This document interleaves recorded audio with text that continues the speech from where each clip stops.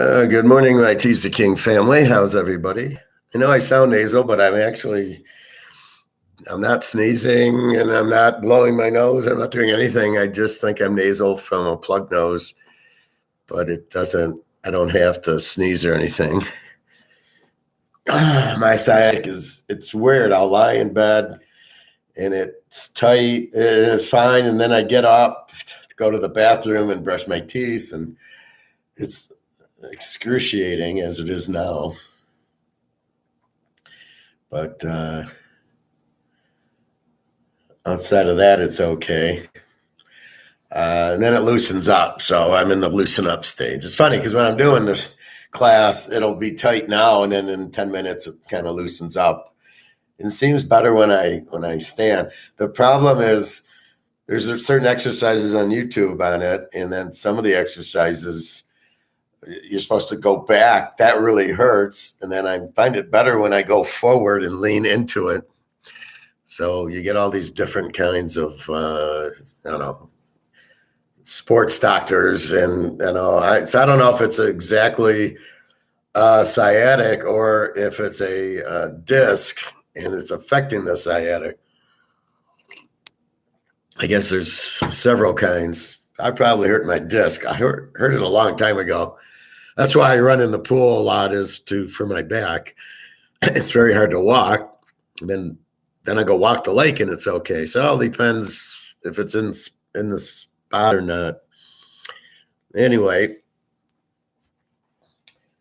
so the good news is I got my check. Actually, I got it on Monday, but I'm superstitious, so I didn't look yesterday. I waited till the 9th, and it's in there. So now I know I'm going to get my Social Security every month, which is a relief. Pays all the bills. One thing I don't have to worry about. Now I think I'll go get some more silver, and then I think I'll go play some poker, and I think I'll go get some ribs. My way of celebrating. And, at first you say, well, it's not that much money, but then you realize I'm not working. I'm teaching the class. I do my Teaserking, but I'm not at a job, and I'm basically free. I can go to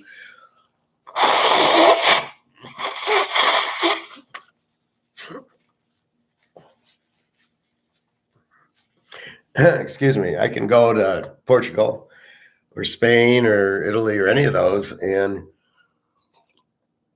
find a place that's cheaper than here, which should not be hard to do.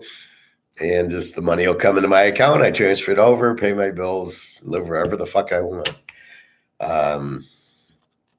So that's food for thought.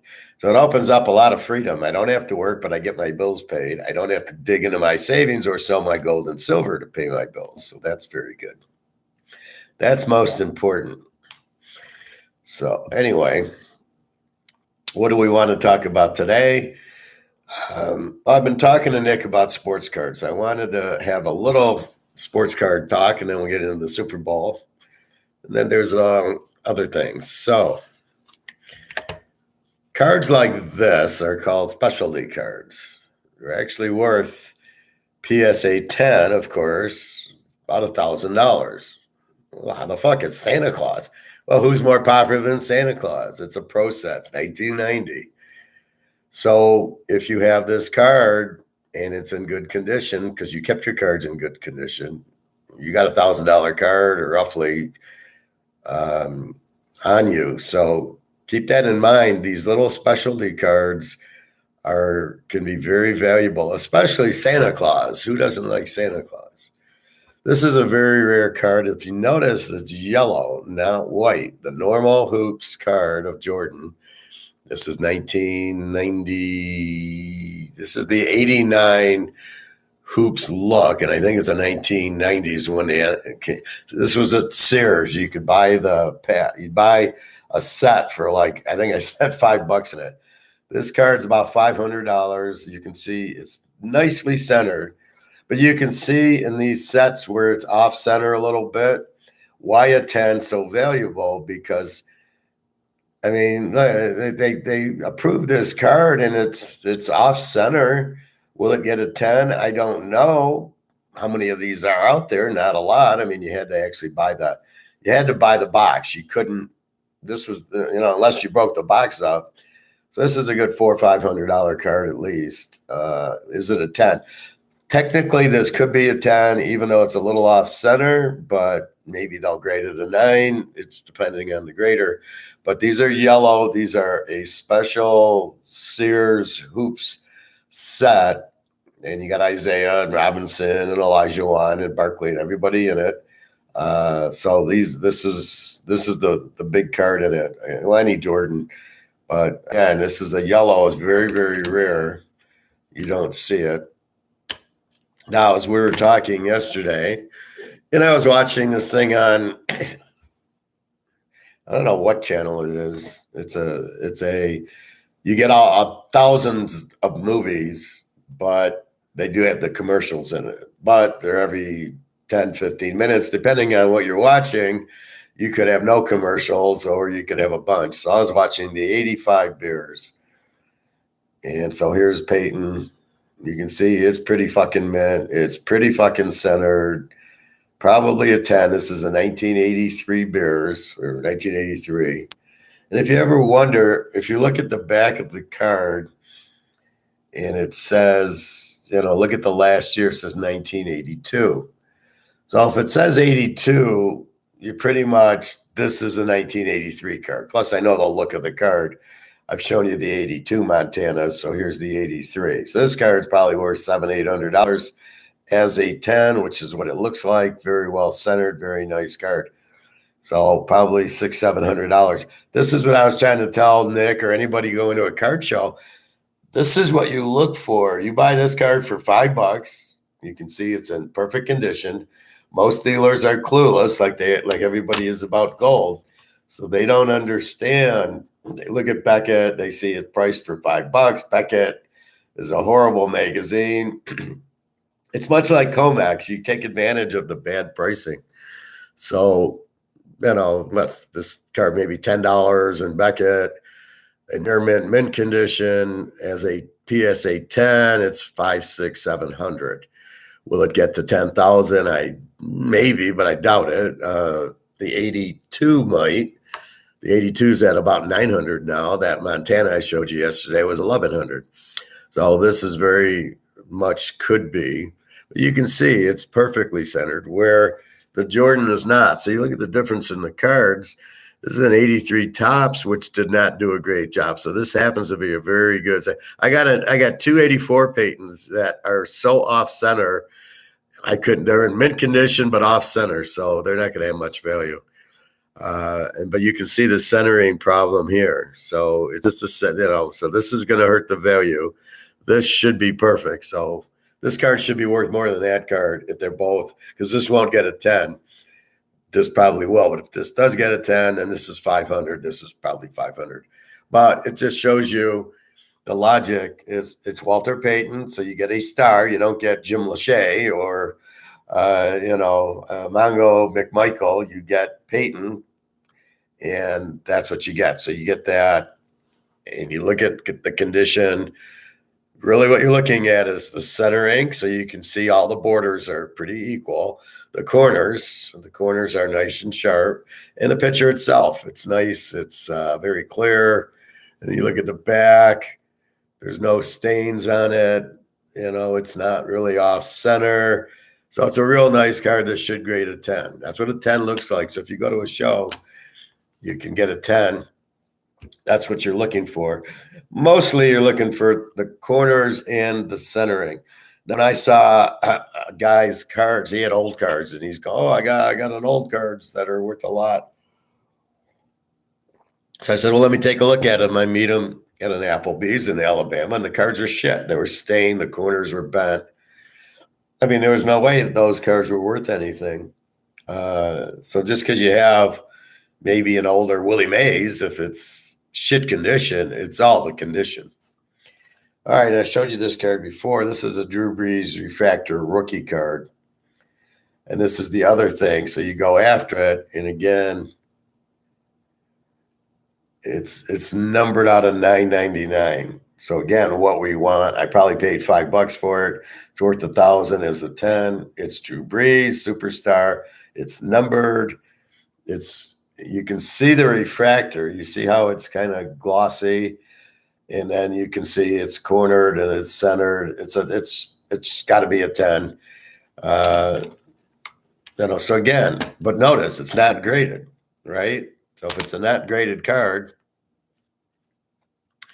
then that's what you're going to get out of it. Is you can pay cheap, but you're the grader. It's like us with gold. We know gold's going to go up. We know gold's going to have a big value, right? So with that said, and we see the price cheap, we buy it because we know the price is cheap. With this, if I see this at a card show and the guy's got this $5, $10 pile because he needs money. So you have to think as the professor, the guys at the card show, the sellers need the money. That's why they're selling. So you should be able to get a real good deal with it because you don't need to buy because there's 1,000 sellers, right? So you go to a big card show, all these guys are selling, they need the money. You're in control because if I don't get this card, I can get this card. And if I can't get that card, I'll get Santa. I mean, whatever it is, you can certainly get something else. So you look at Beckett, this is probably $50 because it's his rookie card, but it's graded, but it's not graded in gem mint condition. Beckett has it in near mint condition. Beckett's grades are 8s. We know this is a 10, so we know it's worth a lot more than what Beckett shows. But the dealer is going to give you Beckett prices. So it's in Beckett at $60. You go, I'll give you 30. Hagel a little, but he needs the money. You have to know that. You don't need the card as much as he needs the money. That's why you are open to the cards. Oh, I see Peyton. If I see Montana, if I see Rice. Oh, okay. Well, if I see them, I'll like them, but I don't have to buy them. That's really the point of it. So you're really looking for that. And really, that's what you want, right? So you're not forced to buy anything, but he needs to sell. Maybe he needs rent, or his kid's going to college, or he's going to bet on the football games. I mean, they're all gamblers. So you take advantage of that, and you act nice and friendly. You don't want to piss him off, and you go, well, I got bills coming up, but I'm collecting for my cousin or my son or my daughter. You give him a sob story. What's your best price? He knows you're serious because if you ask him that, pretty much you're going to buy. So he wants to sell. So if it's a $60 card, you can probably get for $25, $30 at the most. But just saying, what's your best price? It's for my kid's birthday. All the bullshit you want to come up with. This is business. You can do that. That's not illegal. That's not immoral. That's just business, right? I'm trying to get it for the lowest price because fucking inflation is eating us up. So back to my cantaloupes. Another very healthy food. Again, it's 12:20. I have not eaten. I had a little bit of coffee, so this is the first thing I'm eating. I would eat my avocados, but they're all too hard. I bought like 10 of them at Walmart's, and they're like baseballs. They're really hard. And I had them in the fridge, and they're still really hard. So if you want to thaw out your avocados, you just leave them out in a little tray or fruit little bowl. And usually in a day or so, probably tomorrow, they'll be soft enough to eat. Well, once they hit that soft stage, then you put them in the fridge, so they'll be okay. So again, the sports cards, you've got to like it. I bought this because I like Drew Brees. I bought this because I like Walter Payton, but I know this is a 10. I got a Reggie Jackson like that, an 82 Dunrose.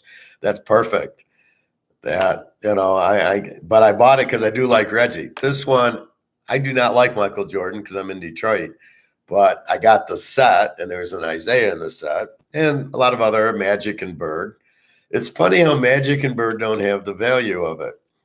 Why is Jordan so much more than Magic and Bird? Magic won what, 4 titles, an NCAA title, and he beat Bird twice, which is far better than anything that Jordan did because he never beat Bird. Bird beat Jordan every time he played him. So why isn't Bird the GOAT? Or Magic, for that matter? And I was in my Twitter today, and I wrote a real cute Twitter. I'll show it to you. And it says, who's going to win this game? Well, wait, we'll go to gold as long as I'm in gold. So I said, who's the fix on for this game? On my Twitter tweet. All right, here we go. Gold is down $2. But let's look at the 10 o'clock chart. I know it's boring. Every day it's the same fucking thing. Sometimes it's 10, sometimes it's 10:15. But it always does the drop from like 9:30 to 10. So this is the time you wait for it to start going up. You know it's going to happen, so you never want to buy. I think the trading opens at 9:30. LBMA, which is the London whatever gold, they settle and they set the new price. So that's what they're doing based on the derivatives that's Morgan Stanley's doing. So the derivatives say 1869. That's what it goes down to. Then I don't know if it's, I don't ever think it's free market. But again, if you wait for it to go up to 1970, it goes all the way up to 1974. You don't make as much stake. In the long run, this is bullshit. In the short run, you're just trying to make 1,000 shares. There you go.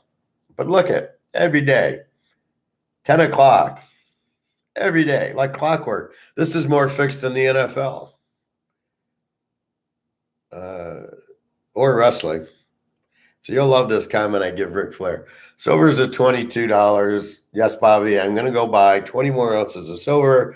Now that I got my retirement locked in, I'm getting it. Now this is the money I was using for rent and everything. All that money I was using, it's free to spend. So now I'm going to go and buy another 20 ounces of silver at a whopping price of probably $25 an ounce. And then I saw the article yesterday where the 23 silvers are going to be more expensive. So I think they're going to be like $40. I don't give a fuck. We are not buying this as an investment. We are buying this as money. We're not even buying. Well, we're just buying it as silver, right? We're just give me the bullion. What do I care? I'm not going to Target with the money and spending. It's got a value of $1. I'm not going to take 10 silver ounces out to pay for some pop. I mean, that's the point. So I'm not going to do that. I'm going to go ahead and do that. But it's just funny how it's fucking crazy. So we will go to Twitter. And we'll go to Mr. Ric Flair. I wonder if The Rock has a Twitter. Do you think The Rock has a Twitter, Bobby? All right, so here is my tweet.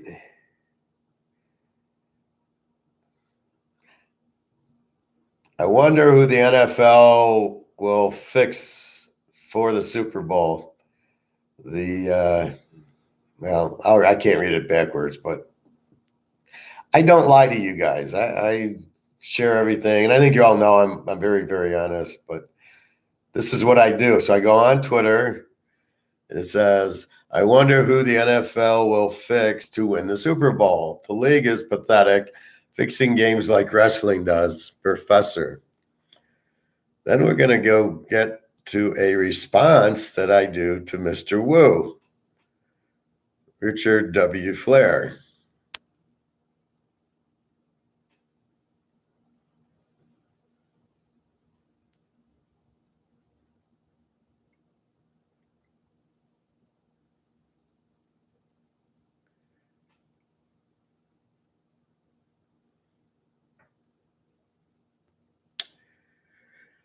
I think there's an easier way to look at this.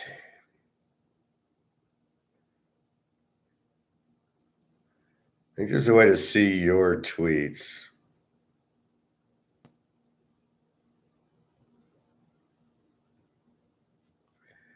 Let me go into.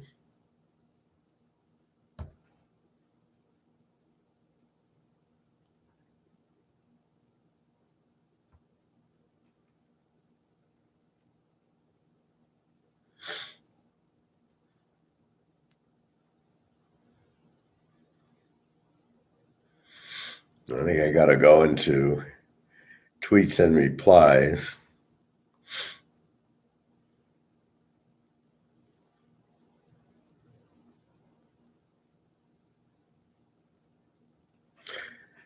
Yeah, so here's Mr. Wu calling LeBron James the quote, the GOAT.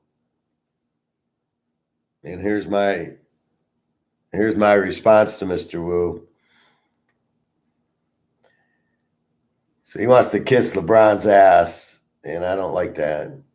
So I tell him that's the GOAT.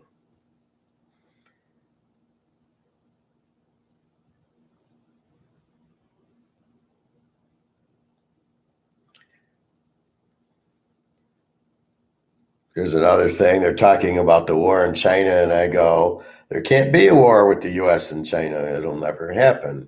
They need us as a trading partner. I say, so this is what I tell people. There can't be a China-U.S. war bad post. Like, what the fuck are you posting something that can never happen?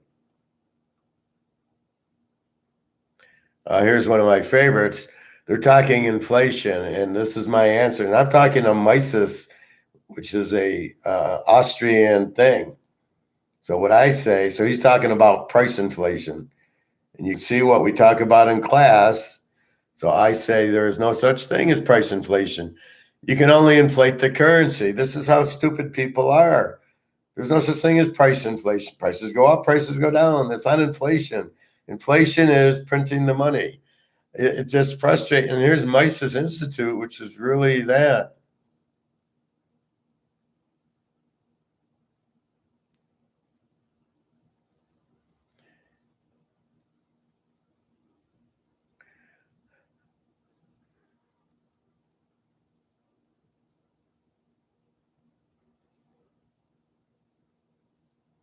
And here's a nice response on gold.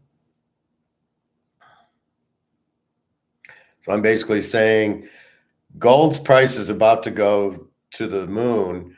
You can value gold without currency. And I always put in professor so they know who the fuck they're talking to.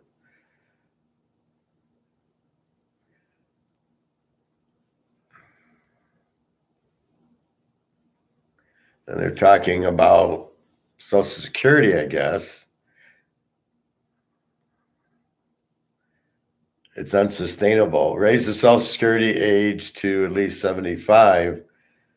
And then here's my answer. It's a Ponzi scheme. So I say, hello, it's a Ponzi scheme, worse than the NFL fixing games. Teaser Kings locks wins. Yeah. Here's a good one. Read the bottom one there.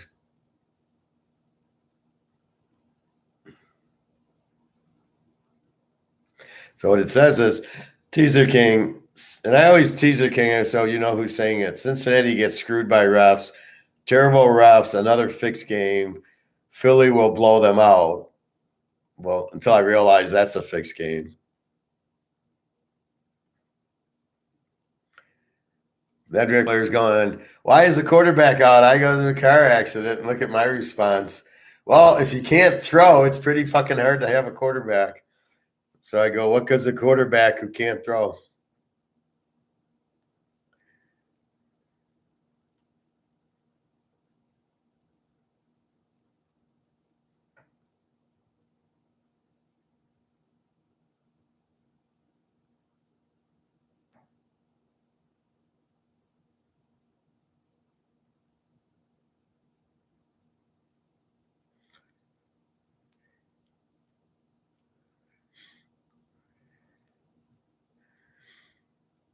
I love this one. This is me responding to Troy Aikman because he's the worst. I will read this and I'll give you a second to read it. Of course, he doesn't have the balls to respond. Time to retire. You're the worst TV analyst I've ever heard. You act like you never played football. You agree with all the bad calls and bad penalties. You're a loser. Please retire. I'll continue to mute your terrible comments, Professor. I love that.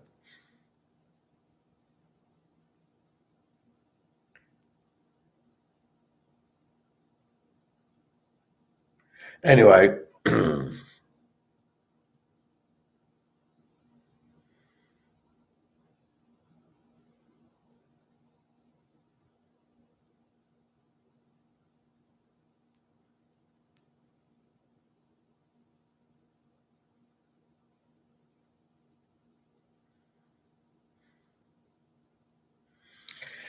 so that's me on Twitter telling these guys to go fuck themselves, as I do so eloquently. What I notice is they don't have the balls to respond to me, right?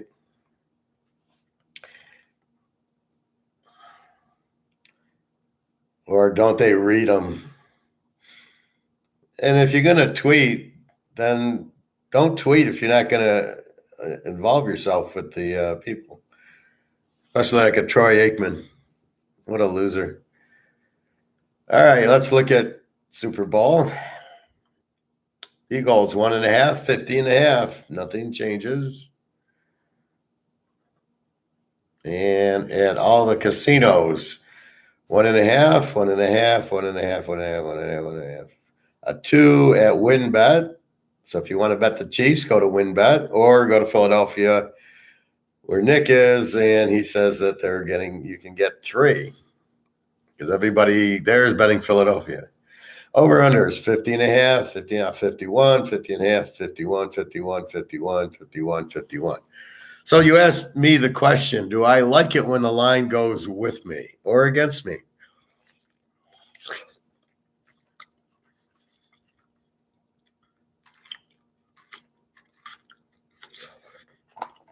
In this case, you know the bet, right? We're taking the dog and the over. It's already bet. So the question is, do I like that it's 51 now? I like it from the standpoint that if there was an injury, if Mahomes was injured and he's not playing, but we all know he's faking, or if somebody, if some key offensive player was hurt and the line would go down to 48, I would be more concerned with that going, okay, what's wrong? Is there wind? Is there a hurricane? Although I think the game's in Arizona, so I'm not really worried about that or the cold weather. So when you have that, I don't look at the 51 like, oh, everybody's with me. I assume they're watching the channel, picking up my picks and betting the picks when on some of these strange games like SMU over, and then all of a sudden it goes up. Yeah, I'm assuming they're watching. But in this case, I just assume that after analyzing it, Mahomes is okay.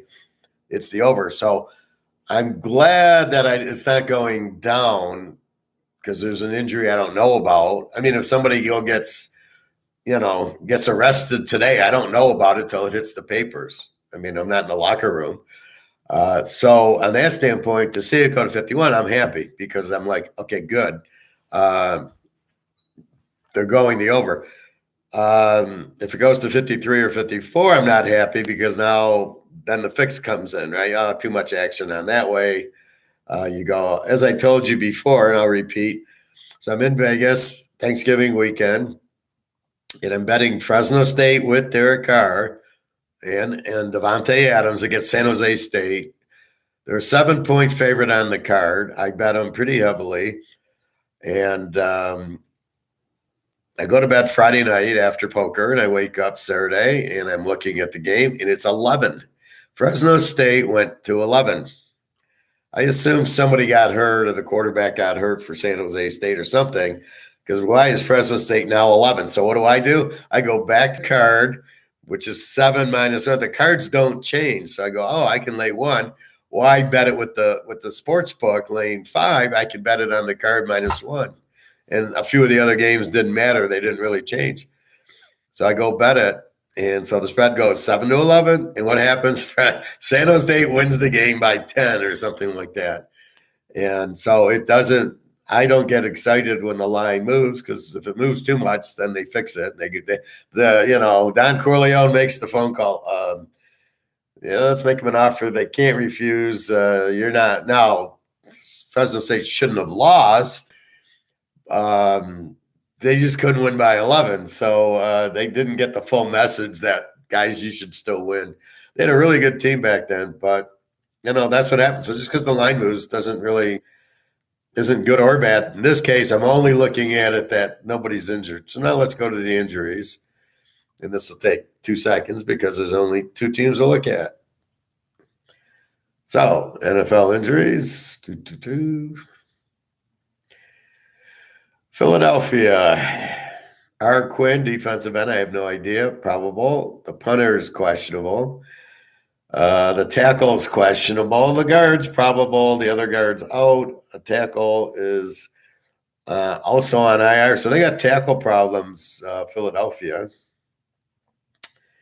And then we'll look at the defensive tackles out with the knee, and the defensive ends on IR as of January 7th, and the linebackers out with the wrist January 7th. So we'll only look at those because those are more recent. So it's just a lot of linemen are out, their offensive line, their defensive line. But I think they were out for the San Francisco game, and they didn't have any problems. All right, who are they playing? The only other team, Kansas City. Smith-Schuster, probable with the knee. That's good news. William Gay, linebacker, probable with the shoulder. Who gives a shit? Hardman, wide receiver, out with the pelvis. Who cares? Tony, probable with an ankle. That's good. Chocolate Eclair, questionable with an ankle. He's not playing. He might play, but he must have broken his ankle, so you can't rush that. Fortson, a tight end, elbow is questionable. Watson, a wide receiver, problem. So all these wide receivers that got hurt are all back. Quarterback Snead, who decided to hit the 250-pound running back with his head, still has the concussion. He'll play. It's the Super Bowl. Pacheco, the running back, probable. McKinnon, the running back, probable. Smith, offensive lineman, probable. Mahomes, what is he doing on here? Probable with an ankle. He's playing. He played the last game. And that's really it. That's February 6th. So all your receiver, everybody, it's the Super Bowl. Question is, how long will they play? How long does Smith-Schuster go? If the quarterback with the concussion plays, do we care? No, because this will lead to the over, but we do care because we do want KC, but he won't be a problem. It's good for the over. It's Mahomes will keep us close. He's 100%, so no worries there. So I don't see any injuries. I see a lot of probables, which is what I would think, because it's the Super Bowl. Unless you're Chocolate Eclair and you've got a broken ankle, you're going to play.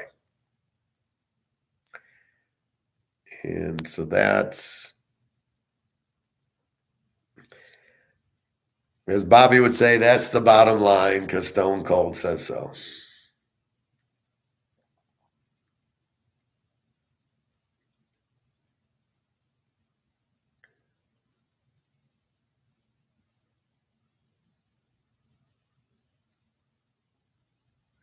Oh, I can do a mortgage payoff.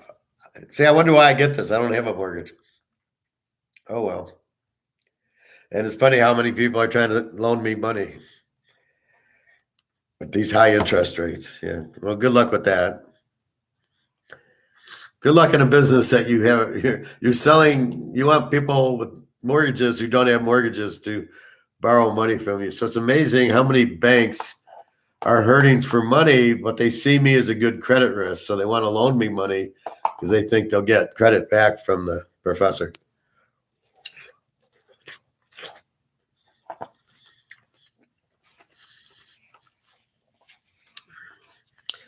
Anyway, so that's what's happening in the Super Bowl.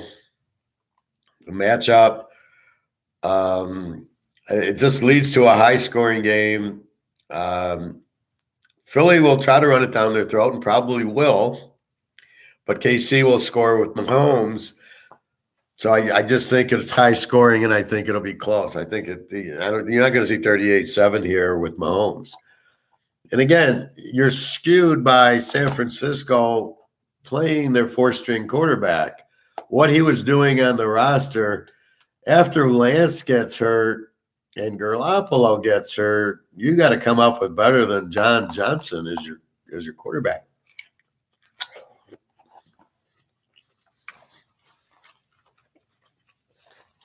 Because if Purdy gets hurt and you got John Johnson as your backup, who I doubt could make the Alabama, Ohio State, Georgia teams, then you got problems. You could have found a better backup than that. And that I blame on the GM and the coach. They weren't prepared. It's football. Everybody gets hurt. Purdy had an oblique problem, and he still played. Why you didn't play Johnson then to get him ready at least is a stupidity. So anyway, that's what you have to look at is a terrible job by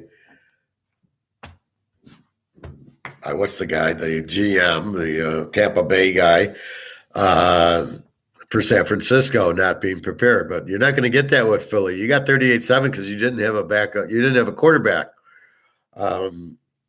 So that's the problem, right? You had no quarterback.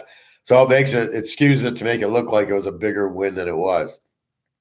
Anyway, that's how I see it. So, again, I'm picking 31-30 Philadelphia. No new injuries. If anything, all the KC players are playing, which helps with the over because they're an over team, and it helps with the dog. Again, Philly's an A team, but I question the defense.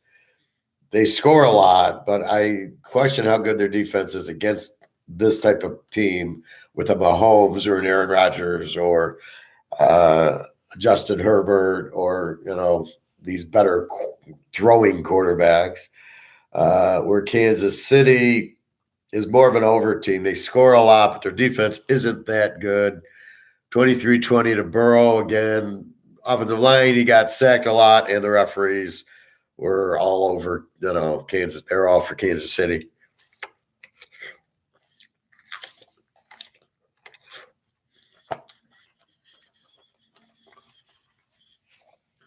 We just hope that it's not the same referee roughing the Super Bowl.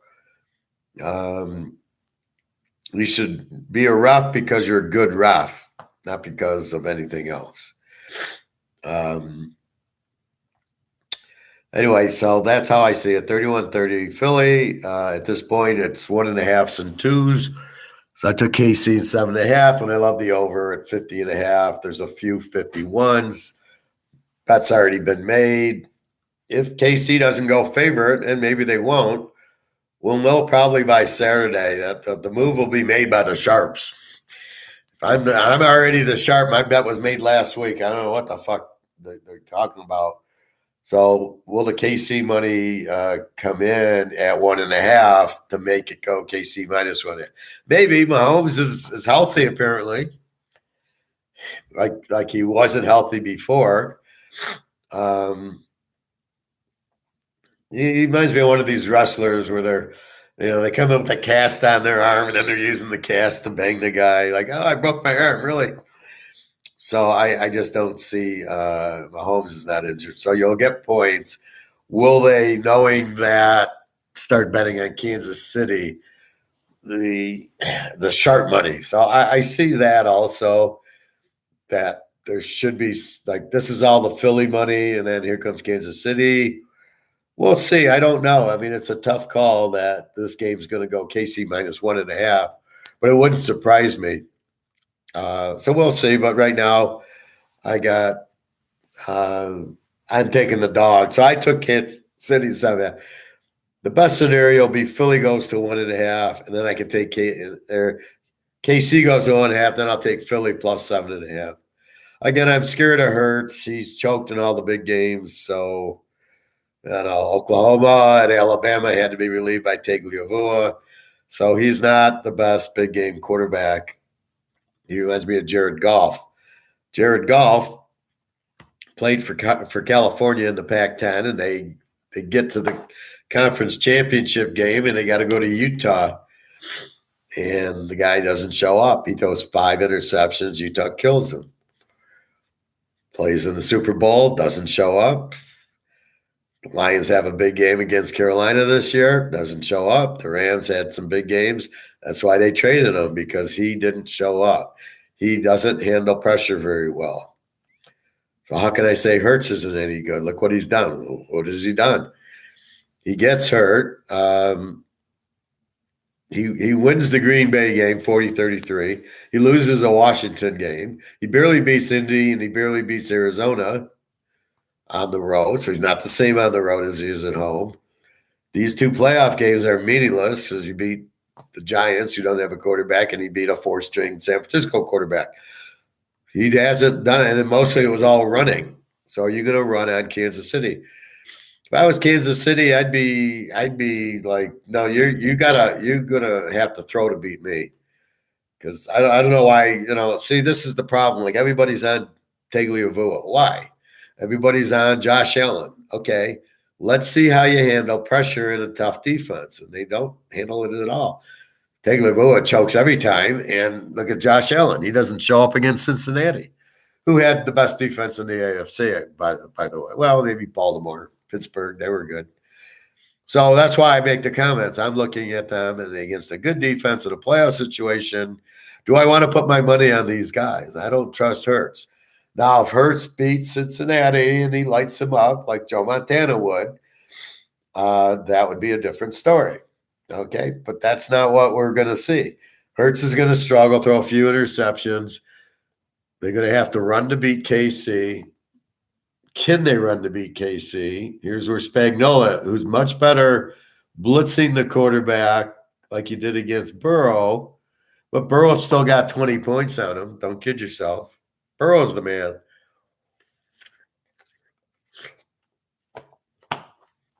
So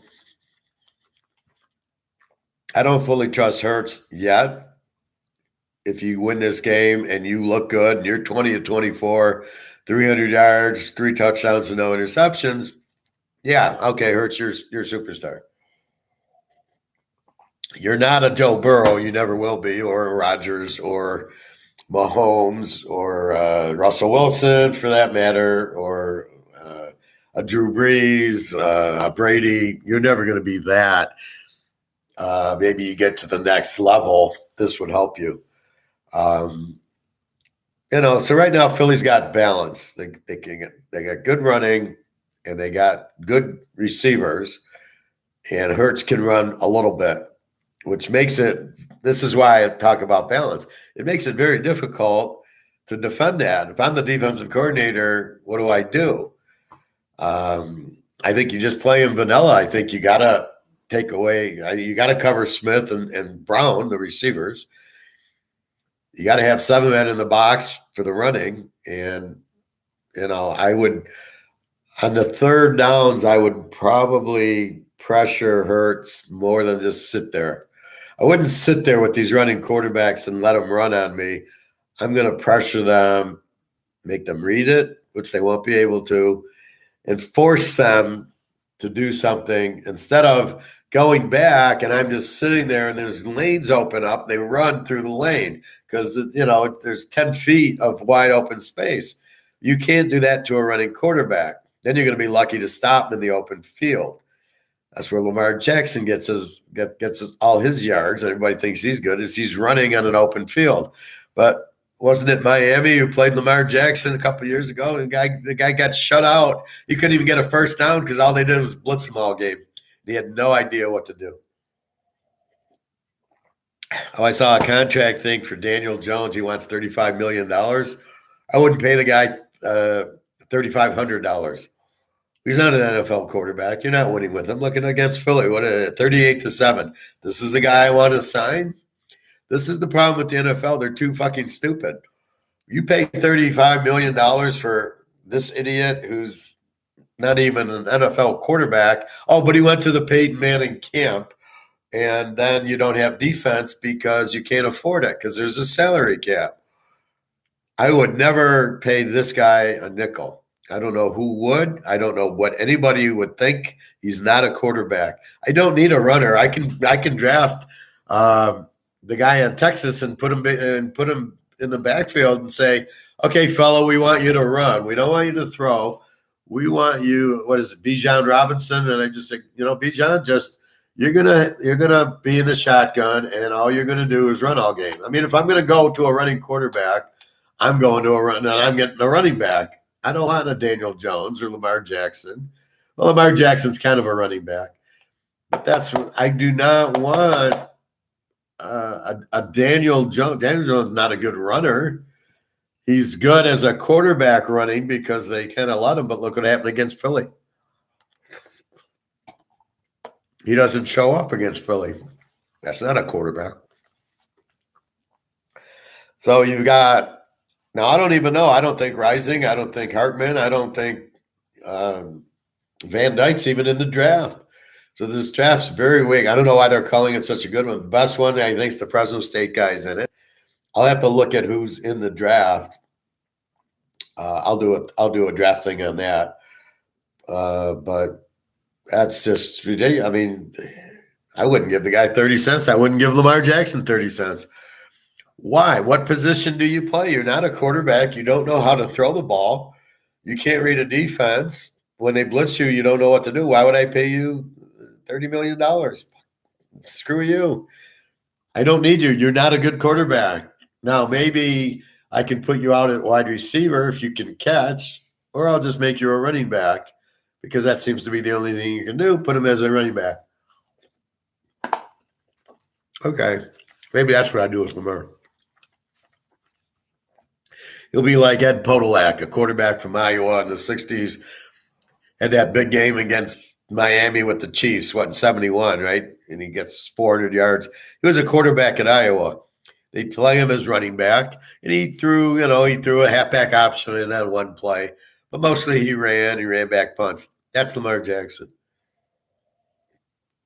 He should be your running back, kind of your all-purpose. You throw screens to him. You let him run back punts and kickoffs. That's Lamar Jackson. That's what he should be. And Ed Podolak was a quarter. So every once in a while, you can run a halfback option play. That said, he's not a quarterback. What are you trying to make him a quarterback for? I'm sorry. Harbaugh Sr. should be fired at Baltimore. You wasted 5 years on this idiot that, if you watch my draft video from whatever year it was, 2017, 2019, whatever year it was, what did I say? This guy's shouldn't even be drafted. You've wasted 4 or 5 years on Lamar Jackson that you could have won Super Bowls with if you would have started McSorley, the real quarterback from Penn State, who you didn't start.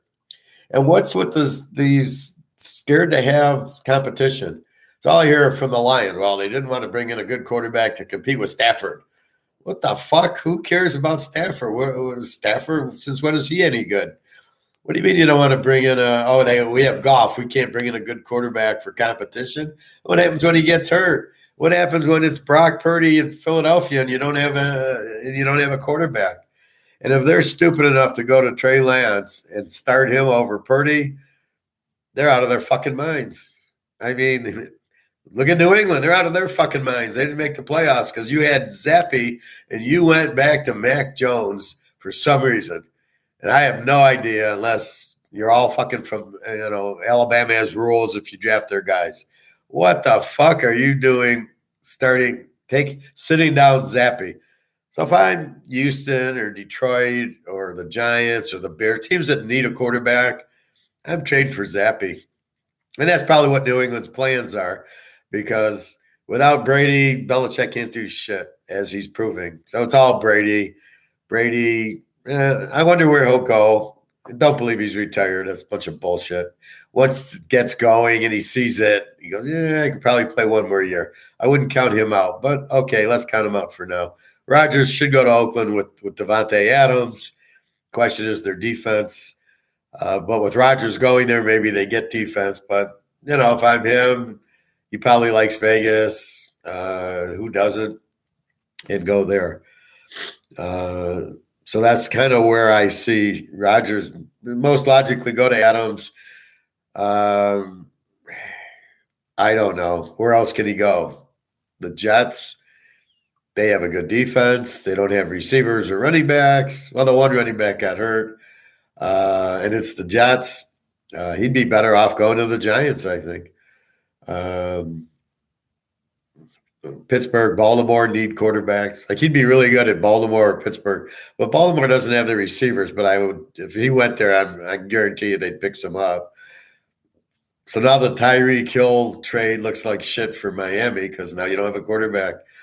Tagovailoa, I don't even know if he'll play anymore. He's got 5 concussions in a year, and he's still probably banged up from that hip injury he took in Alabama, which was like a Bo Jackson injury. He can't run anyway, so I don't know. He was never anything, but we'll see. Anyway, so I'm calling 31-30 Philly. So it's clearly an over. And I like the dog right now. KC's a much better dog, I think.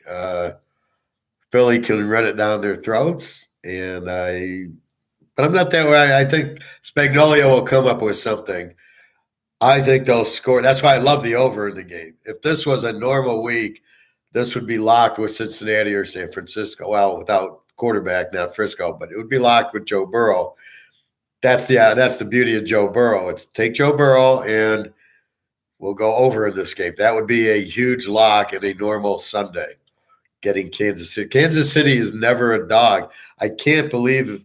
Well, Philly should be a 3, but again, it's all fake because they beat a shitty Giants team and a worse Niner team with the 4-string quarterback. Had they beat Purdy and he played the full game and they beat them, yes, I would think Philly is the better team. But the way they beat them, I'm not sure how good Philly is. So hopefully Mahomes plays the whole game. And then we can finally get how good's Philly, how good is Jalen Hurts, what kind of coach is this idiot on Philly. I'm going to make this comment. If this idiot goes for it on 4th down and inside his own 40, Kansas City wins the game. Period.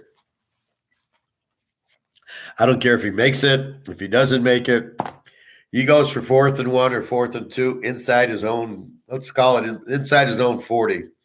They lose the game because it's an insult. Kansas City, it'll fire up Kansas City and off you go. I mean, that's the game if you do that. Going for 2 is okay. Still stupid. But if you're not punting the ball or I don't want to give the ball back to Mahomes, what kind of bullshit answer is that? Well, where's your defense? You've got well, let's see. Buffalo with Von Miller is better. Cincinnati's better. And San Francisco is better. So you got like the 4th best defense in the league. And you're scared to give the ball back to Mahomes? So that's why I go for 4th down because I don't want to give the ball back to Mahomes. Well, what happens if you don't make the 4th down?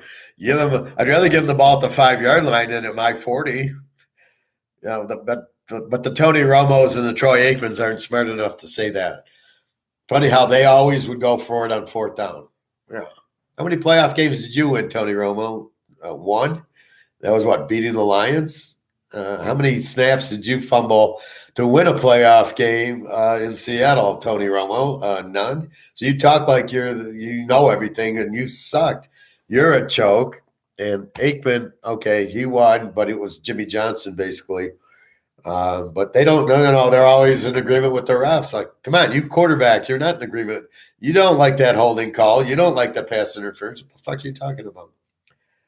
Anyway, so I have a problem with those idiots. So moving on. So I showed you the cards. Again, if you see a card like this, a yellow Jordan as opposed to the white Jordan, pick it up because this is a Sears card. It really doesn't say Sears on it. You had to get it out of a Sears box. It was a little box. I think I have it. Anyway, it said Superstars on it. I don't even know. I think it was just sold at Sears, but it was a yellow. I mean, the cards are worth a lot more than they are in regular hoop set. So if you go to a show, this is what you want to find. Oh, it's $10. It's a little off center, but okay. Or this card, you're Walter Payton, perfectly conditioned 1983. This is what you go after. Willie Mays, Mickey Mantle, Hank Aaron, that looks like this in their years. 65. If I saw this card, if this was a Willie Mays that looked like this in 1965 and I get it for $100, I'd be a millionaire because you go get it graded. It'd be a PSA 10, 65 Willie Mays. Forget about it. You'd never have to work a day in your life again. You just sell it in. So we're talking 1099s yesterday. Again, if you don't, we'll look around different ways of selling our gold. We can go to different countries. We can go to different stores that might be more lenient. We can offer a $500 incentive for the guy to forget he saw me. We can look at ways to pay on PayPal and cash that won't stick out. So there's hopefully ways to get away. If you don't make any money, the 1099 is meaningless. It's only 28% if you make like $100,000. If you make 10 or 20 grand, or you don't report your income, there's really no capital gains tax on it because it's a percentage of your income. So if you don't make money, you're paying like $500 on a $50,000 transaction. So, we'll see about that, but that's really what it is. So we'll go from there. Anyway, so don't worry about that. As I showed you, gold's like even for today, silver's down. Off to buy 20 ounces of silver today, right after this. What else is there? I was watching this thing on the 85 beers on this strange channel, Tubi or something. If you got Roku, you got this channel. It's free, but they have a lot of commercials on this. And so they lose to the Niners in 84. They got killed. They get lucky in 85. They don't play the Niners. I'm not sure they would have beat the Niners because they didn't beat Marino. But let's say they, whatever. And then here's where it gets sketchy. Buddy Ryan leaves. What the fuck is that all about? You got a team that's the best team that you're the defensive coordinator for. Why would you leave to coach Philadelphia to do what? To be a second-rate coach, to say you coached? It reminds me of Scott Frost at UCF. He's undefeated. He beats Auburn, and he runs to Nebraska for money. And you're like, but you've got the perfect situation. So it's like a guy who's got the best girlfriend in the world, and he's happy, and he's, everything's going well. And he leaves for a prettier girl, but she's a bitch, and they don't get along. And then he's kind of like, why did I leave my girl? And that's when you got a good situation. So why the fuck why did Buddy Ryan leave? And then now the reason they didn't win after that was McMahon got hurt. Why didn't you get another quarterback who could back him up? Because with all that defense, it shouldn't have really mattered if you had McMahon or not. They did get Harbaugh, but he sucked. But see, if you just get another quarterback, you didn't need anybody else. You had great line, great defense, and you let Wilbur Mercer go. Again, where's he running to? It's funny how these guys value money over everything else. But really, at the end of the day, if they got 2 and 3 Super Bowl rings, would have meant a hell of a lot more than the little bit of money they got, which they blew anyway. Hey, Greg and John. A lot of NBA trades today. I'll have to check that out. Anything key? Although if it's not Magic, Larry Bird, or Isaiah Thomas, I really probably don't know the players. I was looking at that. I'll get back to my story in a minute. So I was looking at the NBA. If you go to Yahoo,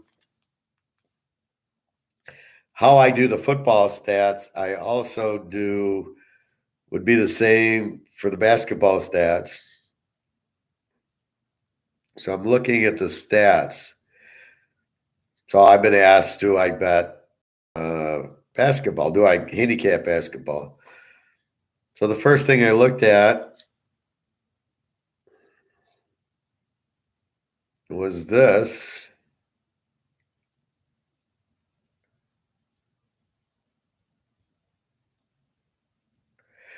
So I come here and I look at stats. This is defensive stats.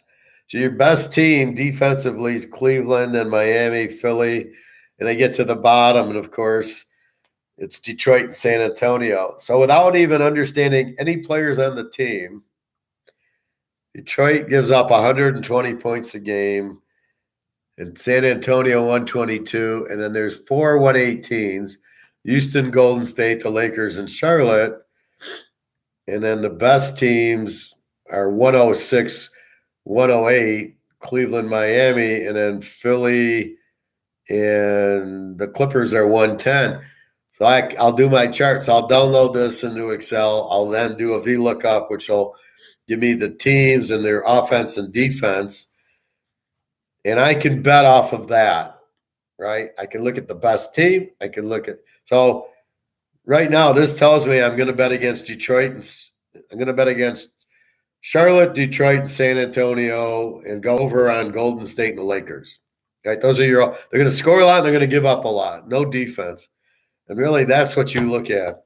Gregor John, Kevin Durant went to the Suns is the one I know best. Is he any good anymore, or is he only good when he had Steph Curry? Biggest overrated guy I've ever seen, Kevin Durant. Yeah, when they couldn't double team him because they had to be on Curry and Klay Thompson, he looked pretty good. Then he goes to Brooklyn. What kind of brilliant move was that? And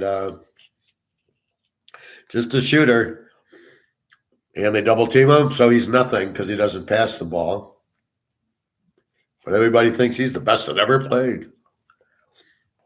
Go watch Larry Bird. Like I told Ric Flair, he thinks LeBron's the best that the GOAT because he's kissing LeBron's ass on his Twitter.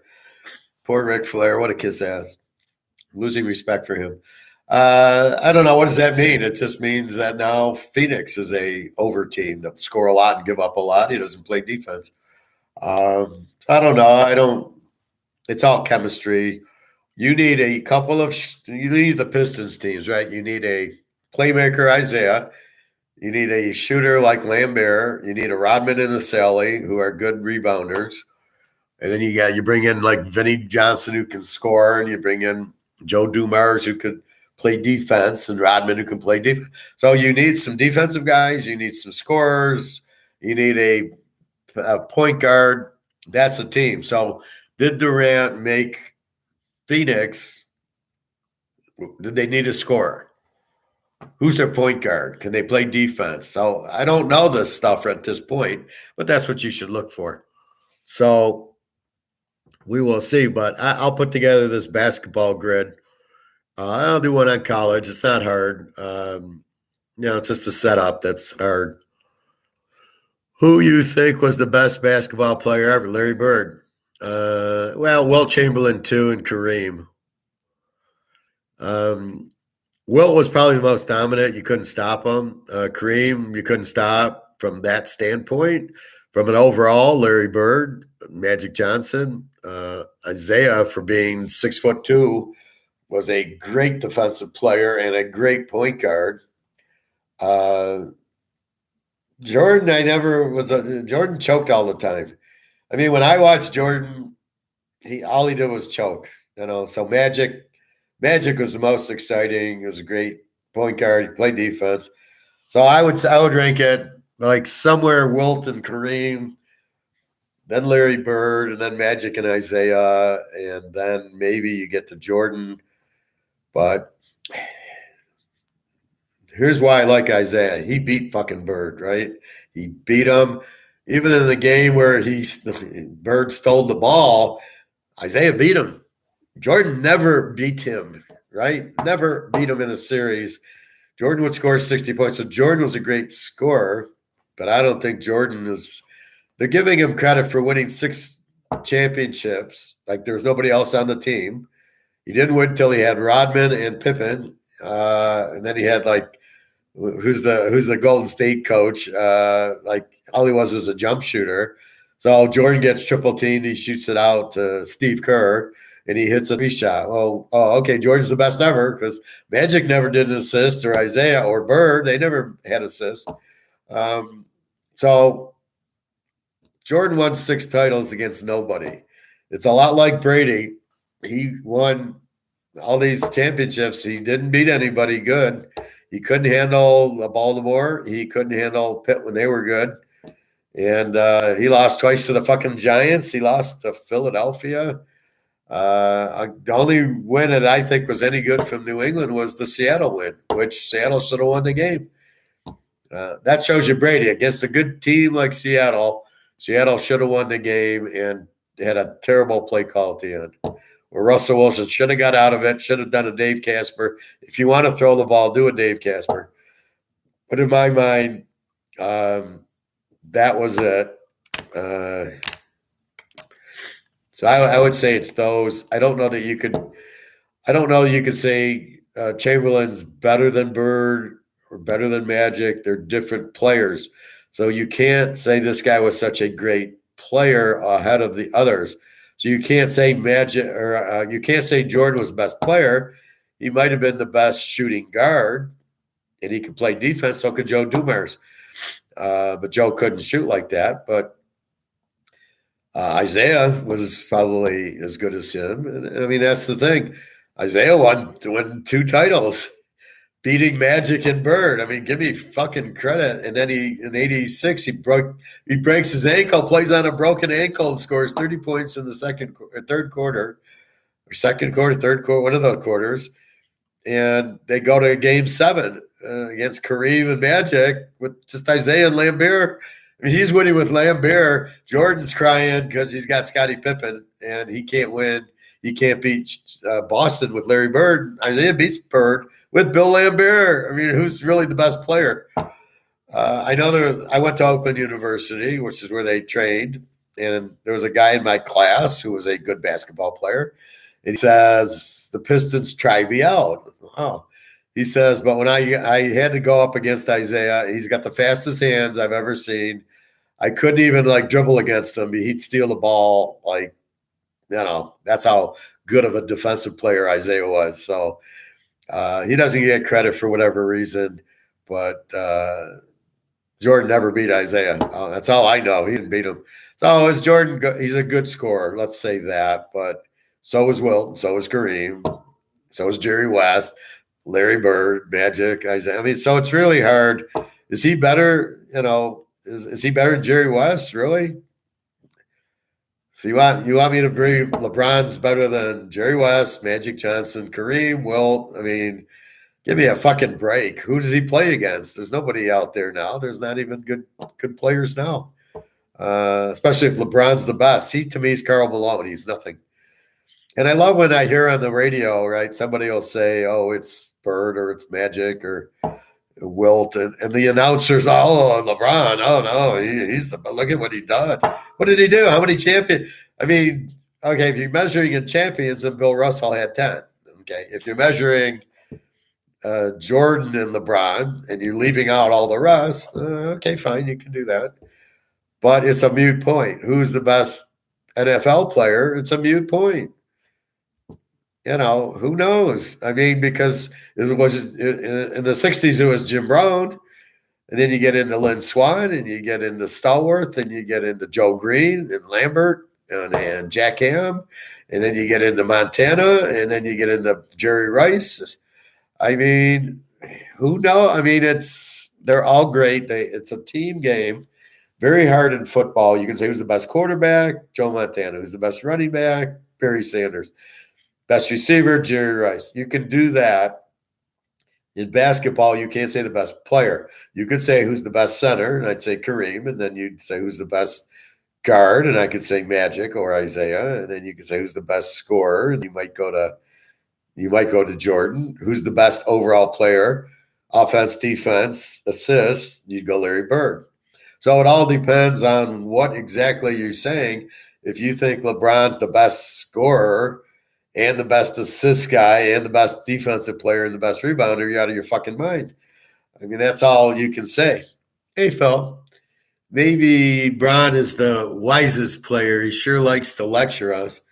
Yeah, Larry Bird. I'm watching these Larry Bird things on YouTube. He would tell the other team, "This is what I'm going to do." In the Laker game, Game 6 in Boston, he's telling Worthy, "This is what I'm going to do to you," and he does it. And he says, "I'm going to the corner, and I'm going to be wide open. I'm going to take the shot and beat you." And this is exactly what he did, except for he missed the shot.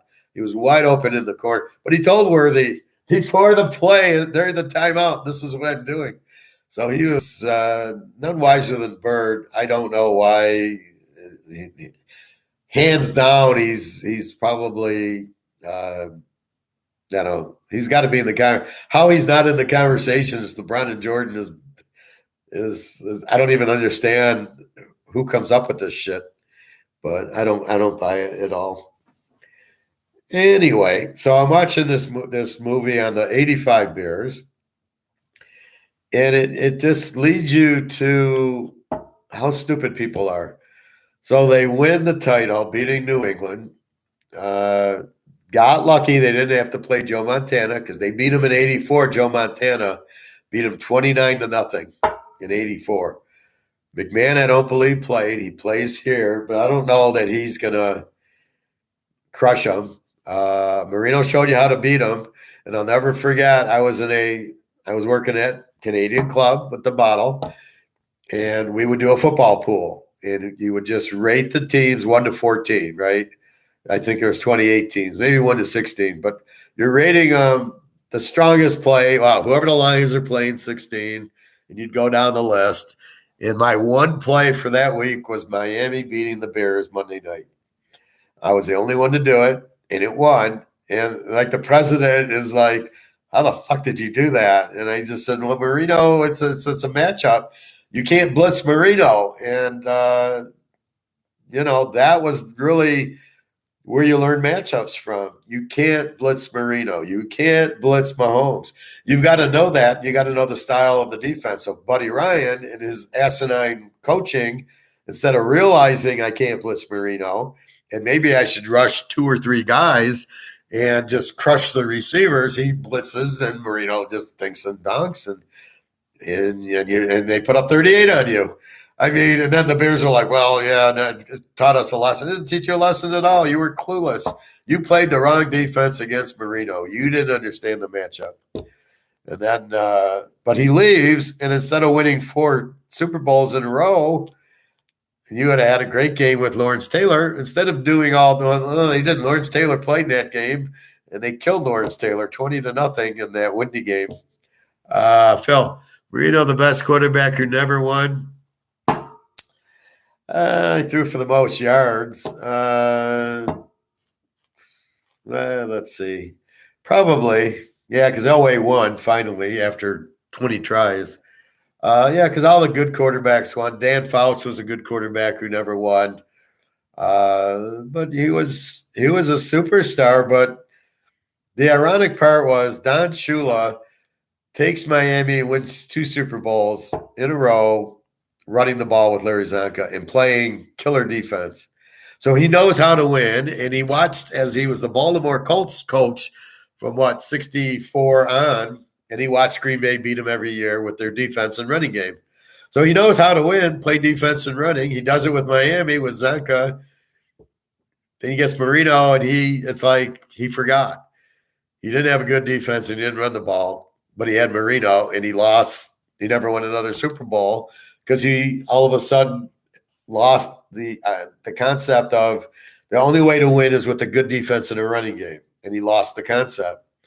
I remember Marino, Jacksonville beat him like 63-7 in a playoff game. You had Marino, yeah, but you don't win with the quarterback. You win with defense and running, which is what I preach, is what I watched, and it always wins, right? You go down the list. The only time Brady won, he had the best defense. When Montana won, he had the best defense. That's why they beat Marino. That was a great Super Bowl, 84. Marino, Montana kills them because they had the better day. They had Ronnie Lott, and Reynolds, and all those guys. And Miami didn't have shit. They had the bumbling bees. So it's really not Marino's fault. It's the coach, Shula, who everybody thinks is great, who fucked up. like he fucked up Super Bowl III. What was he doing there? He has Unitas on the bench. He plays Morrill, throws 5 interceptions in a fixed game. That was the first fixed game. The owner of Baltimore had bet $3 million in 1969 or 68. No, 69, I guess. He has $3 million on, he bets on the Jets. The owner of Baltimore bets on the Jets, $3 million. And it's like you're looking like, what the fuck are you leaving Earl Morrill when you have John Jonas on the bench? That's why people think Shula was in on it. We know Morrill was in on it because he looked like on that flea flicker that was supposed to go to Orr. He's open by 50 yards. Nobody's even covering him. He throws to the other guy. All right, that's pretty obvious. It's WWE football.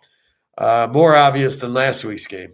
So Shula, he's very fixable. So I don't know what he was doing with Marino. Where was the running attack? Where was the defense? Again, this is what happens when you got a Marino type and you throw the ball. You don't rest your defense. You can't score inside the red zone. You can't keep your drives alive because it's 3rd and 1 and you got to run and you can't. You don't have a running attack. So you base a passing team, and passing teams never win because they don't have running for the red zone and their defense is exhausted. Look at the Dan Fouts game in '81 when they took a 24-0 lead, and by halftime Miami tied them with Don Strock 24-all. Where was your defense saying? You get a 24-0 lead, and you give it up by halftime, and you wonder why Dan Fouts never won. I mean, it's very obvious. The defenses win. That's why we preach defense. That's why I look here. Who's got the best defense? That's why I took Cincinnati against Buffalo. That's why I took Cincinnati against Kansas City last week. You have the best defense and Joe Burrow. But look at Joe Burrow. He runs the ball, right? So back to this little 85 Bear team. So what am I talking about? I'm sitting there going, why does Buddy Ryan leave? You could get 3 Super Bowls, which is far more meaningful than being a head coach in Philadelphia, and you never won shit there. You were a lousy coach. As far as a head coach, you were a good defensive coach. And as proven, the 46 defense only works if you have Richard Dent and McMichael and Hampton and Singletary and those. It only works with them. It doesn't work. Everybody else tried to do it. It didn't work. So you got to have the right personnel, which you had. You were too stupid to realize that you had the perfect personnel with the perfect defense that nobody could defend. You get to play the Lions twice a year in Green Bay and Minnesota. I mean, you had nothing. You had it easy. And you go to Philadelphia, so you get to play Dallas twice a year and the Giants twice a year. Lawrence Taylor was on the Giants in the 80s, right? So you had to play. So you go to play coach Philadelphia, to play Lawrence Taylor twice a year, and to play Dallas twice a year. This is your option out of it? What an idiot. So what did he do? He took, I don't know how much money, the Bears. So he couldn't have stayed 2 more years, won 2 more Super Bowls, and then gone on and be a head coach? Like, really? So you just question people's ability to have brain cells. Again, you're leaving the very pretty, perfectly nice, good chemistry girl for this beauty who treats you like shit. And you're wondering, well, maybe I shouldn't have left. And that's the lesson I'm teaching. When you got a very good situation, even if you're the assistant coach or the assistant controller or the assistant general manager, or whatever the fuck you're doing, if it's a good situation, you don't leave it, right? You take it, even if it's, I was at Mercedes, right, for 4 years. I was a contract senior financial analyst in the IT department. I loved the job. The pay was good. I could have made a little bit more, had a great boss. I never thought of leaving because of Buddy Ryan and all that shit. I have the perfect situation. I got a good boss. I liked what I was doing. I'm at Mercedes. I didn't even answer a fucking email or phone call from a recruiter in 4 years.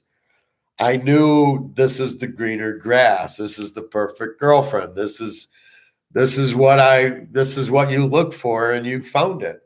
So I never even looked. That's the moral of the story. Now you have to find that, but when you find it, you don't fucking leave it because, oh, I can make more money somewhere else, or she's a hotter girl, but she treats me like shit. You don't, when you find what you're looking for, you never leave it. Moral of the story. Trust me on that one. Don't ever leave the right girl, the right job, the right whatever. Don't fucking leave it. The grass is not greener on the other side if you're in the green grass. And that's the point. So you have to understand if you're in the green grass, if everything's good, you're happy, the extra little bit of money, so I could have made maybe $5,000 somewhere else, wasn't worth it. I was making a ton of money. I didn't need an extra couple thousand. Um, just like here, maybe I could charge more, but I don't because I want to make sure I get enough customers that they can afford it. So I look for the market of Teaserking and try to hit it. But I don't, the way I pick, sure, I could raise my price, but I don't want to. I think it's affordable. I'm thinking of the customers. It's affordable for the customers. So that's what I do. Here, I don't have to give you all the picks and say, yeah, I like the over and Casey, but it's the smart move. It's to cultivate, to get the green grass, right? So that's what I'm doing.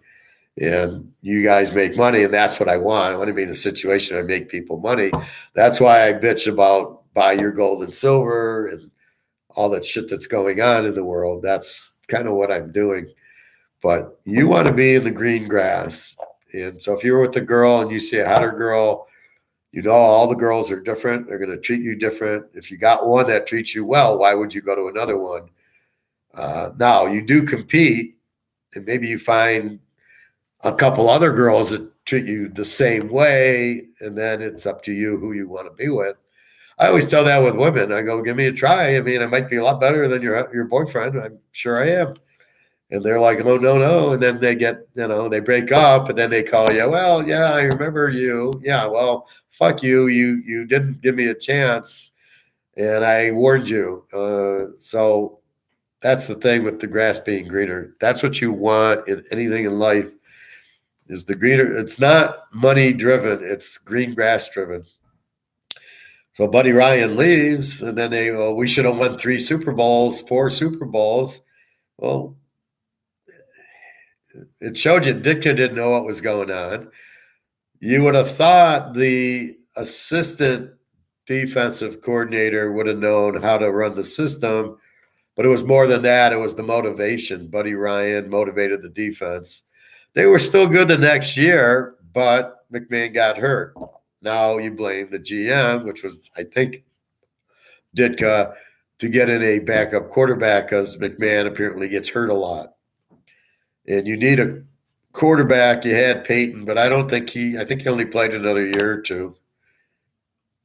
75. Yeah, he's got 10,000 yards after 6-7 seasons.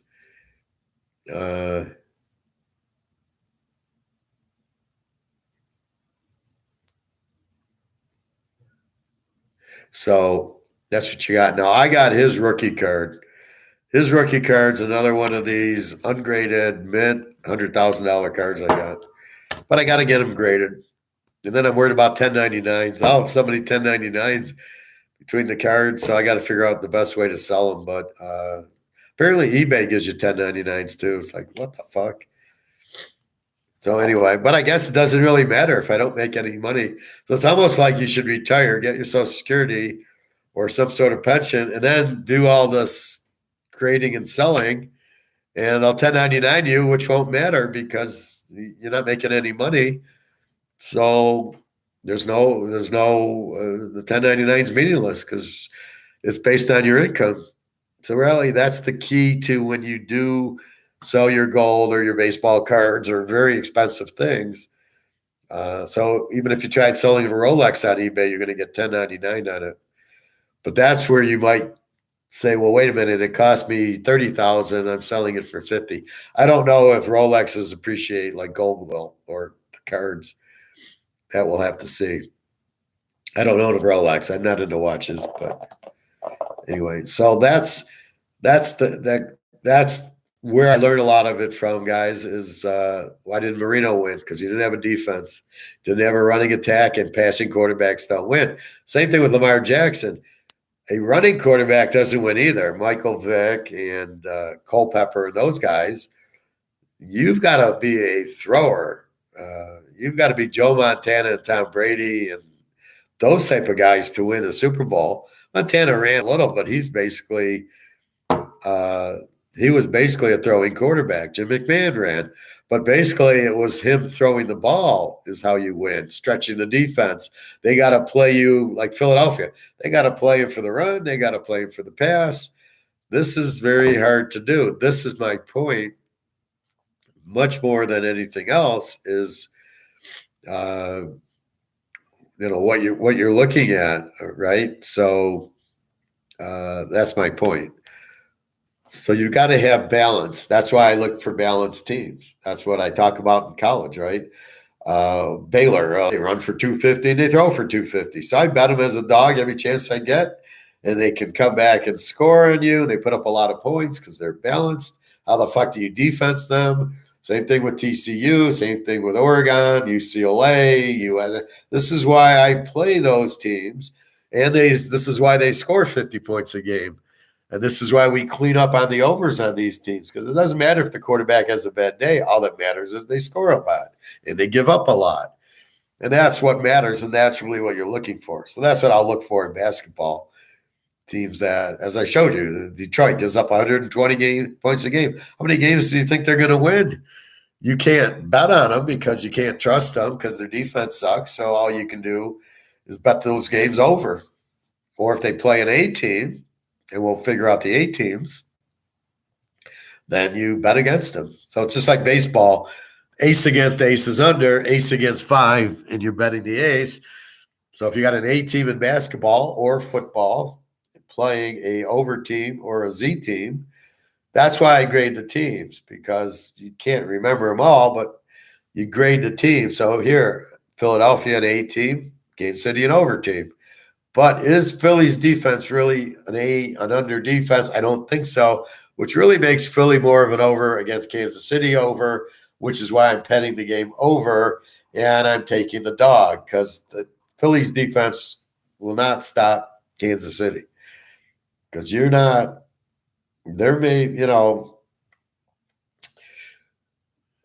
made a little differently. So Mahomes gets rid of the ball quick. This is like the 85 Bears going against Marino, right?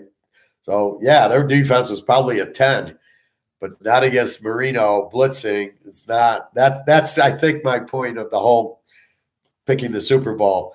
They're a good defense, except for in this matchup, and that's what at Philadelphia. They're a good defense, but not in this matchup. They didn't come up against Aaron Rodgers. They didn't come against Dak Prescott. They didn't come against the Lions. They had problems. So we threw out the Lions. It was week 1, but we're not going to throw out Rodgers. That was like week 10, and Dallas in week 16 or whatever. They gave up 40 points, 33 points. That's the matchup that I'm thinking we got here. So that's why you look at everything. So that's what I'm at with that. War with Russia, who knows? It's not even real. I did not watch Biden's thing. I really don't feel like throwing up, so I didn't watch. I didn't look at the highlights. I don't really care. Everything that comes out of his mouth is a lie. He's too stupid. I don't even think it's him. I think it's an actor. Just like I told you, I think Vince McMahon's not really Vince McMahon. It's really an actor playing Vince McMahon and his family. They all just happen to be wrestlers. The father, the son, the daughter, they're all wrestlers. Imagine that. Yeah, there's a lot of wrestlers in my family. So I don't think any of them are real. I don't think Biden's real. I think it's an actor playing Biden. Biden doesn't know what day it is. All he does is sleep. He's probably a vegetable somewhere. But that's the thing. And see, what I've known is you got to think outside the box on everything the government does, because that's all they do is lie to you. I keep getting asked, are we in a recession? We've been in a recession since 2022. All a recession is a slowing of the economy. Anytime you raise interest rates, you're slowing the economy, you're in a recession. Simple as that. It's a definition, right? I mean, people are scared of a recession. You shouldn't be scared of it. It's a slowdown. You can't always. It's like anything, right? You can't win every football game. You're going to lose one. You can't. The economy can't just keep going straight up unless you're Madoff. So it's gonna go up and down because certain things come in, certain things go out. So the car replaced the horse and buggy. So was there a recession? Probably, because it was a lot more expensive to have a car than to have a horse and buggy. 1929, you had a recession because you had inflation and you had a tariff act. Everywhere you go, you've had this thing. FDR. Who does FDR bring in as his head economic guy? None other than communist John Keynes. So John Keynes takes over in 32 or 34, and we're in a fucking recession until 1945, till the war's over. So that's your Keynesian lesson. You're in a fucking war, selling all the weapons, and you can't get a good economy. So that's my point. So be careful with that. And that's also my point with you've got to watch these guys. They lie to us. That's all they do is lie. We don't have inflation. That's a bunch of bullshit. The way they measure it's a bunch of bullshit. And as far as are we in a recession? Yes, we're in a recession. Clearly in a recession. It's not even close. Yes, we are costs are up. The economy is slowing down. Now, the way they measure the economy, they're not even measuring inflation, right? But the way they measure the economy, they could say we're in a great economy. They could say anything they want.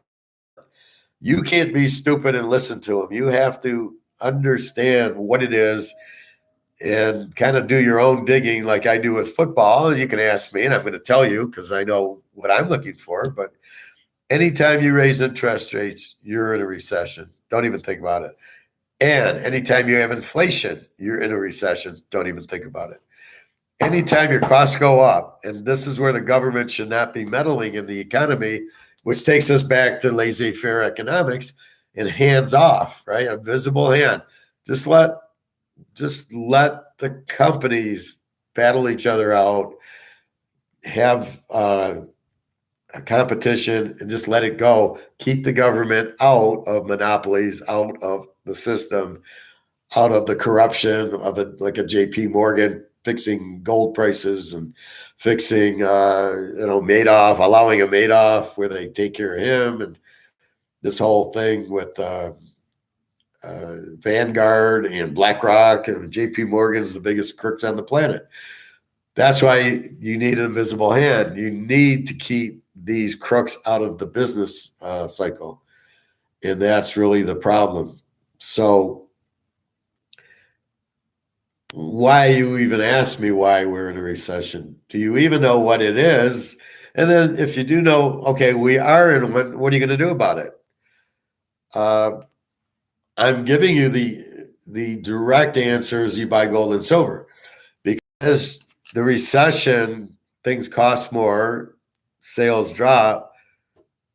As we know, this is going to zero because it's paper and it's inflated, and they're printing to the point where this has no value. All the BRICS countries are getting out of it, so therefore there's no demand for this. No demand. The pretty girl at the end of the counter, the demand for her, she's worthless. She's, if people want her and they want to date her, she's priceless. But if she is fat and ugly, nobody wants her. And if nobody wants her, she has no value, even if she's a monopoly. Same thing here. Nobody wants it. It doesn't have a value. So what I'm doing is getting you right. I'm skipping 5 steps to go buy gold and silver. It'll protect you from this losing its value. It'll protect you from recessions and depressions. It'll protect you from everything, because in a recession, depression, what happens is people sell their stuff because they need money. As they lose their jobs, how do they pay their bills and their rent and their food? They sell their assets. You have gold and silver, guess what? You can buy their assets, because everybody will take gold and silver because everybody knows they're real money except for these, I don't know who doesn't know gold and silver are real money, except for these financial planners telling people to buy annuities for 9%. What kind of crap is that? But with that in mind, you've got to be careful and get out of. If this was backed by gold, I wouldn't tell you to buy gold and silver. You would have the gold. You wouldn't have recessions. You wouldn't have inflation. So gold cures all that shit, right? But because this isn't backed, that's why you need the gold and silver. That's your protection. And I'm insulted that on this 1099, they're calling it an investment. How is gold and silver an investment? How is a Rolex watch an investment, to tell you the truth? I'm not sure how this is an investment. This is a collectible. Just because I buy Michael Jordan, is this an investment? Am I investing in Michael Jordan or am I collecting him? How do you, I got to read how they, let's read it. What is an investment? Because I sure as shit don't have a clue. To me, it's stock, right? You're investing it, you're hoping the value goes up. I'm not buying gold and silver hoping the value goes up, although I know it will go up.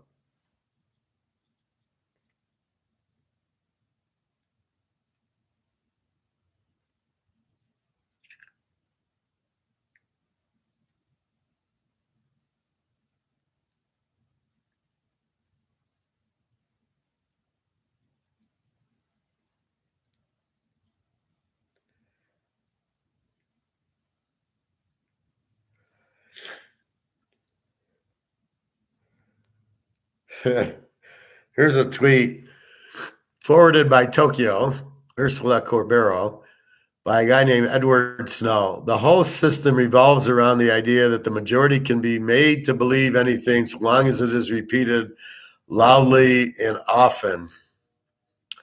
This is what the Nazis did. This is what Biden does. Beautiful, beautiful forward by Tokyo. That's what I like about this. I got the professor and Tokyo on my Instagram.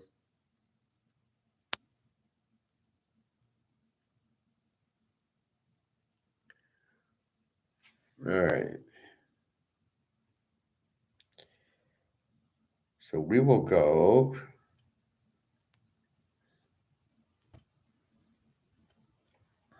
Question asked.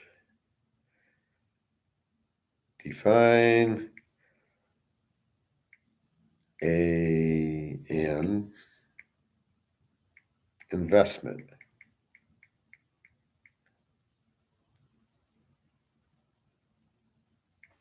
Here's the definition of an investment from the dictionary.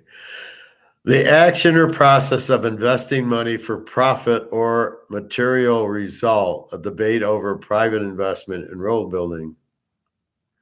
An investment is an asset or item acquired with the goal of generating income or appreciation. Appreciation refers to an increase in the value of an asset over time. When an individual purchases a good as an investment, the intent is not to consume the good, but rather to use it in the future. So this is not what we're doing with gold. We are not buying gold to generate income or to appreciate it. We're buying gold to get out of dollars, right? That's the purpose we're buying it, because this is going to zero, and the only thing we can do, we cannot go into the Swiss franc, the euro, or any other currency. And the only out is to buy assets to protect against that. So we are not, according to definition, buying gold, buying an asset with the goal of generating income or appreciation. That's not why we're buying gold. It's the kicker of it, because it's been suppressed by JP Morgan. That's why it's going to go up in value, but I'm not buying gold to go up in value. I'm buying gold to get out of the dollar. It's a bonus that we're getting it. But if I buy gold and I could get a house with 2 ounces of gold, a $700,000, I can buy Brady's house. What did he sell for? $40 million with 4 ounces of gold. Did I buy the gold as an investment to go up? No. It's just, it happens to be able to be used to buy it, but that's not why I bought it. I bought it to get out of dollars. I'm going to go buy 20 ounces of silver in about an hour. And when I go buy it, the intent is not that it's going to go up in value, it's to get me out of dollars. However, being highly intelligent, I know it is also going to go up in value, but that is not the intent. I'm not buying the silver at 20 because it's going to go to 2000, but it's the kicker that it will, but that's not why we're buying it. We're buying it to get out of dollars. Appreciation refers to an increase in the value of an asset over time. That's not happening. Gold and silver are not appreciating over time. It's the dollar losing its value is what's happening here. Gold and silver never goes up in value. It's the dollar that gets printed to death that goes down in value.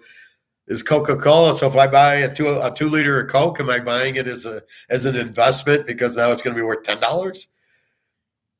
So we don't have to do 1099s. I'm gonna mail this in when I do a 1099 on gold, as this is the fucking definition of investment, and I did not buy gold as an investment to go up in value. Now we know it will, but I'm not buying it like a stock. I'm not buying it like so I bought this. Am I expecting this to go up in value? No. I bought it because I worked there and it's a nice memento.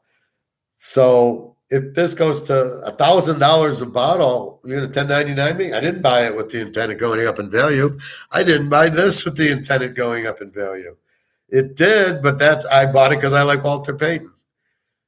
I bought this because I like Santa Claus. I can't help it if it's not worth 500. But if you tell me every card I buy is because I think it's going to go up in value, you're out of your mind. I like Santa Claus. I bought it. I didn't even buy it. I bought a box. It came with the box. Was there cards in it? Well, I wanted to make a set. Did I really buy a $10 box of Pro Set thinking it's going to go up in value? I didn't think sports cars had much of a value. And if they didn't come out with the PSA 10s, none of them would. So this is all bullshit. When an individual purchases a good as an investment, the intent is not to consume the good, but rather to use it in the future to create wealth. Okay, we are intending to spend our gold in the future because this won't be here. Okay, this is going to zero. We're going to need something worth something. So am I buying gold not to consume? No, I'm not. Maybe a painting. Maybe you buy a Van Gogh or you buy who's the other guy?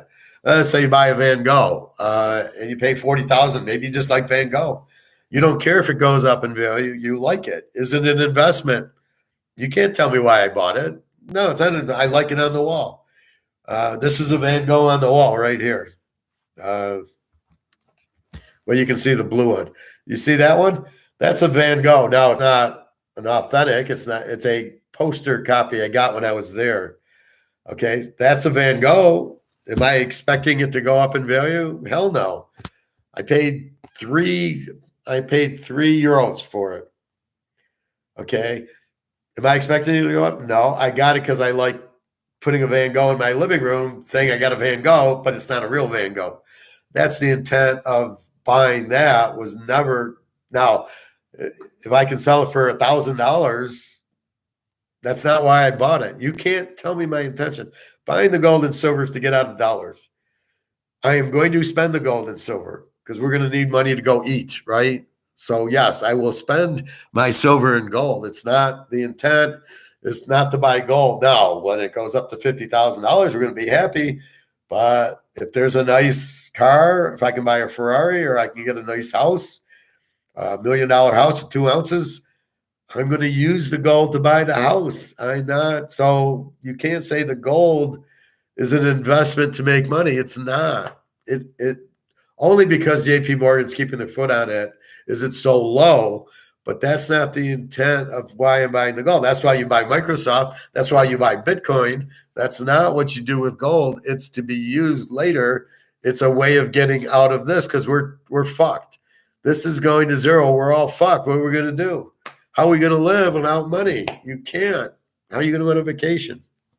So anyway, I'm using this as my fucking explanation because I'm gonna put zero in. on my 1099, and I'm going to say this is not an investment. This is used to get out of currency and buy money, and this will be used later. This was never intended to be an asset used to make money with. And that's going to be my explanation. Is they see this page, print it out, make a copy, and say this is what the intent was. Why should I be taxed on it? Because that's exactly what we're doing with gold and silver is buying money. We're getting out of this shit that's worthless, and we're going to buy money. That's what we're doing. It is not to make money. However, we will, because we're not fucking idiots either. But there was a movie, and the girl. It's like, well, I went and I did sex, and I really didn't do it for the money, but I wasn't an idiot. When the guy paid me, I took the money, but I would have done it without the money. But again, I'm not stupid. And that's my point here. We're not stupid. We're buying the gold. We know it's going to go up in value, but we're buying it to get out of the money. Bobby Bo, you're tardy. You owe me and Phil five silver dollars each. Yeah, I'm buying silver today. So I got my check. I actually got my check Monday, but being the 8th yesterday, I was not looking at my bank. So today, this is why I'm superstitious. I go in today, the money's there. Perfect. That's why I do things on the 7th and the 11th and odd days. Professor going to hit 500 ounces soon. Yeah, well, I'll be at 470. Maybe I'll buy 25 because this is celebrating. I got my Social Security and I got my football winnings in. So I do some bets with some family members and I get 20%. So I've been doing, I think we cashed every week but 2. I get extra money for not only my own bets and the purchases of the guys, but actually if I said, Bobby, we're going to take the over in KC and you bet 500 and you give me 20% for the pick. And then you give me $100 because I gave you the pick and it won. Of the, let's say 17 weeks, I've cashed 15 of the weeks we cashed. And you see my picks in my history. Anyway, by the way, Phil owes us silver for skipping class the past few days. This is true, Bobby. So you've missed a few days. Phil's missed. So you guys are probably don't owe each other, but you both owe me. Okay. Brings up a question I have, Professor. You said we will use the silver to go eat, but does that mean we can only use the coins that are actual dollars, such as the eagles, or can we still use the maples? Okay, Bobby, good question. Let me help you out. I showed you the Philharmonics, right? I showed you the kangaroos, right? We don't care the value of the coin. We care the value of the silver. If silver is $1,000 an ounce, you're going to take that 1 ounce of silver to the coin guy, or we'll find somebody in Switzerland and we'll get $2,000 for it. That they're buying the ounce of silver. They're not buying because it's an eagle. What are they paying us? $2? $1 for it? I mean, the value of an eagle is $1, right? It's not 35, or when it goes up to 1,000, it's not $1,000. It's not the value of the coin. It's the value of the silver. I got the Highland Mint coins. I got the Barry Sanders silver gold two-tone. 1 ounce of silver is $50. I got it for the silver. I got 1 ounce of silver. You're buying the silver. You're buying the gold. The difference is the gold, most of what we buy is money. But the silver, a lot of it is not money, like those Liberties I showed you, the new ones. It's purely bullion, but what is it? It's as long as it says 1 ounce of silver, $9.99, then it's silver. It's $9.99. We know it's silver. We are selling an ounce of silver to somebody who wants to buy an ounce of silver. And when the price goes to 1,000, we get $1,000 because we got an ounce of silver. That's our purpose of buying it. We are not buying it as coin collectors. And we are not buying it as investors, as I'm getting more and more these idiots trying to 1099 us because they are assuming we're buying it, that it goes up, which makes me believe the U.S. knows the gold and silver is going up, because now they're saying we're going to 1099 you. meaning they know it's going to go. Why would they? If silver is 35 an ounce and it goes to 30, it stays at 35 an ounce, they wouldn't be talking 1099s because there'd be nothing to make. You sell it for 35, you bought it for 35. There's no 1099.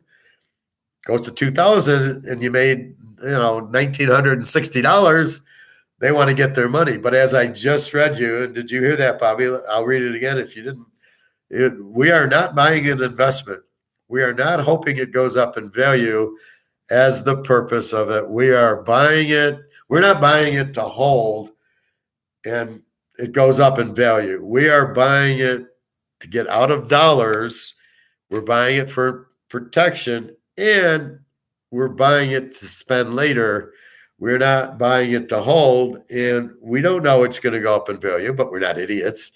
We know it's going to go up in value, but we're not buying it. I mean, we're partly buying it. Would I buy as much as I did if I didn't think it was going up in value? Probably not. I would have bought. I definitely bought gold because of the inflation. Silver, I wasn't going to buy any because I had the Highland Mint. I had 37 Highland Mints, so I was not going to buy silver. But I bought gold knowing the inflation and getting out of the dollar was the reason to buy it, was for protection. Then as I investigated and saw JP Morgan on COMEX keeping the price down, that's when I'm learning. So what I do is learn.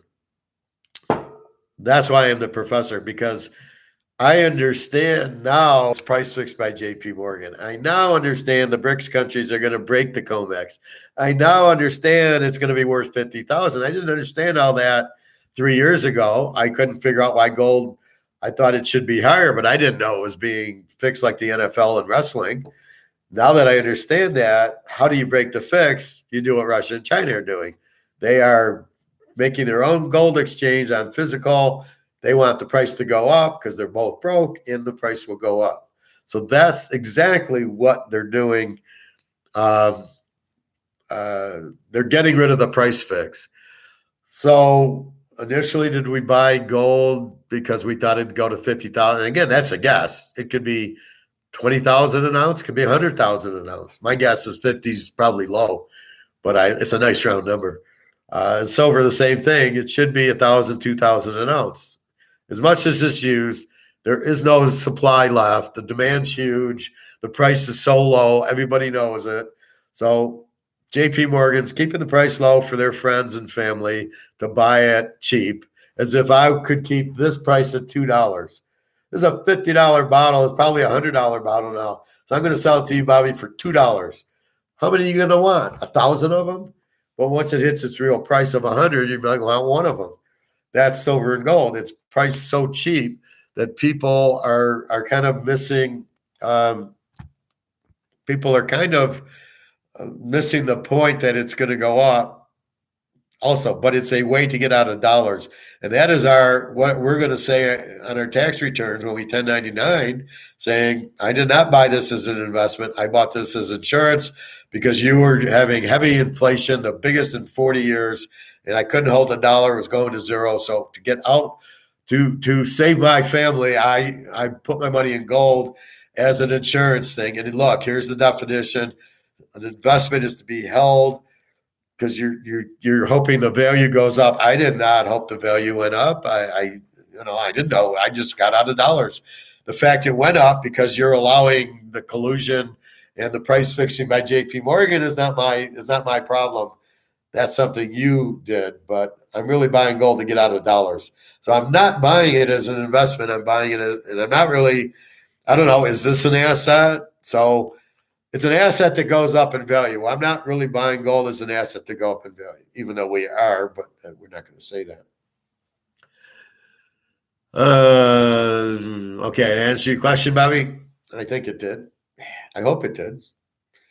Anyway, big day, buying silver today, getting some barbecue, got my check. My one girl can meet me in Turkey, my Russian one. So my friend, so if you know people in Russia and you want to meet them, your family, your girlfriend, your wife, cousins, whatever, they can get to Turkey and you can get to Turkey. You can't get to Russia. Russia won't allow U.S. planes to land. Russia cannot fly here because we won't allow Russian planes to land. However, they can get the turkey and you can get the turkey. So we'll meet in Turkey. She's a little sick. Her daughter's a little sick. So we're going to meet when everybody's healthy and my back's kind of flaring up. So probably in the late spring, maybe May or June or something like that. The Ukrainian girl is on her way to Poland. She gets to take a 21-hour train because there's no fucking airports open in the Ukraine because of the fucking war. She gets on a train 21 hours. Like, could you imagine 21 hours on a train going 25 miles an hour? Oh my God, just shoot me. I'd just fill up. That's why I'd fill up with alcohol and just pass out and wake me when we get there. Then she has to bus to her hotel, and she's meeting her son there, who's surviving the war in Poland. So that's door number 2. Anyway, so that's what's going on. So to celebrate a little bit of silver, because now all my expenses are paid for. All I got to do, I got my money that was using that can now be used for more gold and silver. I can go play poker more, much more relaxed, knowing I get this check every month. And at first I was a little disappointed in the value, but then I go, well, I'm not working for it. I got to work. This is my job right now. The football, go play poker. That's my jobs. So I don't need to, I'm really not working at all and getting this money. Now I've been working since I was 16. So I did more than my fair share, but because when I was 16, I'm at the grocery store making $10 an hour. So when they factor that in, it keeps the value down. Then the last 10 years have been $100,000 a year, $50 an hour. So it kind of balanced out a little bit unfairly, but that whole thing, $2,400 a month is ridiculous. But it's not taxed, and I don't have to do anything for it. I already did everything for it, so I don't have to get up and go to work. So now I can enjoy life. I can go live in Europe. I would go live in Ukraine if there wasn't a war going on, but I keep telling her I can't, what am I going to do? I'm not going to live in a war situation. So I could live in Europe, maybe Amsterdam, maybe Lisbon, or one of the characters on Money Heist, Copenhagen. So I can see, but it's all because the money will keep coming into my bank, and then you just do a transfer from this account to that, and that, because then I won't have any bills here, right? All my bills are going to go to wherever I live, and then I just pay rent with the $2,400. The combination of money and freedom is a beautiful thing. Yeah, you know that too, Bobby. You're retired. That's the thing I cringe about with athletes, that they don't understand. Like Dennis Rodman, how the fuck do you go broke?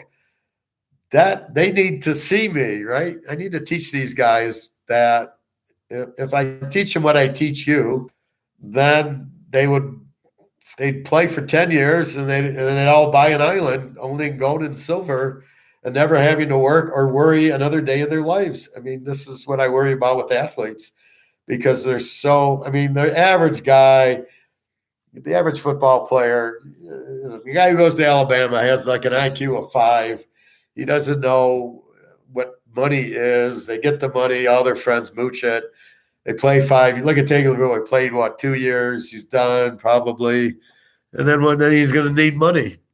And if I was advising him, he'd never work a day in his life again. He'd have a bunch of gold and silver, and that would be it. But yes, I mean, that's really the key to life. As I was talking about the grass greener, that's the grass greener. When you have enough money that you don't have to work, that's jackpot. I get calls for jobs, and I'm like listening, and they're going, "Well, why were you off for a year between?" What happened at Mercedes? I go, COVID. I'm like, hello, I was contract. They let all the contractors go because of COVID. Are you not from this planet? Do you not understand what COVID is and what the companies did? And then they don't call me for the job, and I just laugh, going, it's your loss, not mine. I don't need to work, but you need me more than I need you, because most of you people are not intelligent enough to understand Say's law, Austrian economics, gold and silver. If you did, none of you would be working. Crazy thing, most of society thinks the American dream is buying a house, a new car, and being in all types of debt, which keeps them not free and slaves to the system. No, most people don't understand the debt. They think Okay, my Ukrainian girls or my Romanian girls think we're all millionaires, think we have unlimited cash, think we work, but don't understand the debt a house and a car does. Oh, you have a nice house. They think we pay cash for it. You have a nice car. They think we buy the car. Here's 50,000. We bought the car. They don't think we have debt. They think we work and we're not, like we don't owe anything. That, oh, you make $100,000. And then I started explaining, yeah, but I got rent and I got car payment and I got this and I got that. And there's taxes, which they don't understand.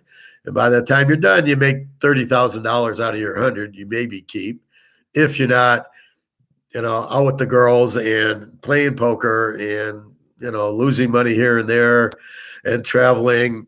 Most people spend all this money on their credit cards, end up with making 100 grand and walking away with zero or in debt because they're too stupid to budget. I am fortunate. I know how to budget, so therefore I have money.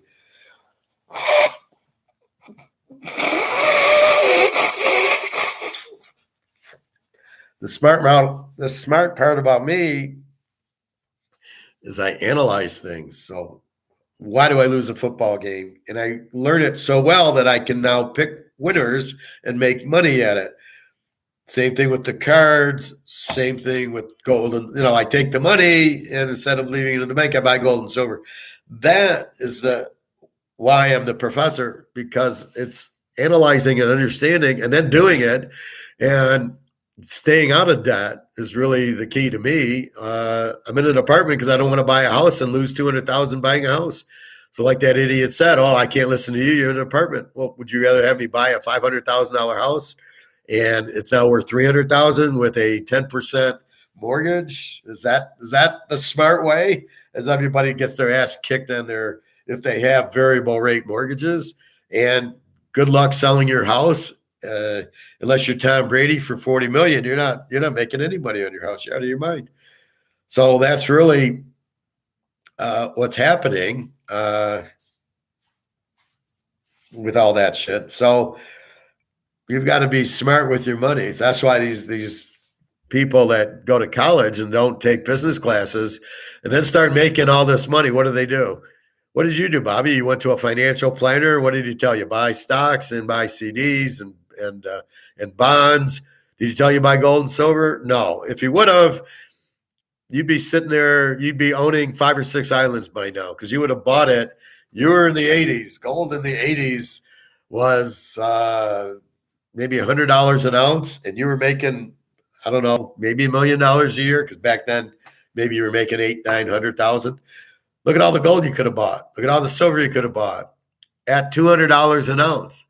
Even if you just stayed at the 2,000 an ounce, even before it's going up to 50, you would never have to worry about a thing the rest of your life for the last 20 years.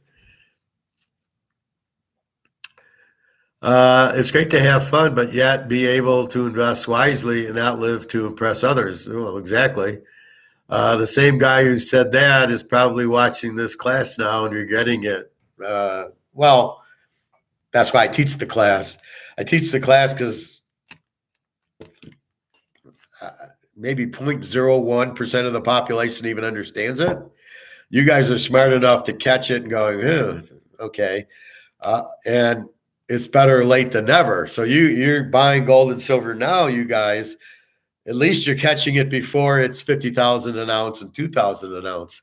So you're smart enough to go, fuck, okay, I don't have much time, but it's waiting for me. I'm going to go into it. But yeah, the key is to stay out of debt. Think about it. A credit card's a loan. If you got $100,000, what do you need a loan for? I don't need a loan. I got $100,000. The only thing I use credit card for is when I go fly to meet my friends in Europe. So I pay for the plane and the hotel with the credit card. So I don't have any issues. It's already paid, and I don't have to worry about it. It's sort of like my first Social Security check, which I just got. It's not that I was worried about it. It's now it's there. I see the money, and now every month I'm getting it. I don't have to worry it didn't hit the right bank account or the right routing number, or it didn't hit me, or there's a problem. I know now, okay, every month I'm going to get this money. So now that's how I think. I worry the first time, and then you go. So that's really what I'm looking to do. But with that said, that's what you guys are.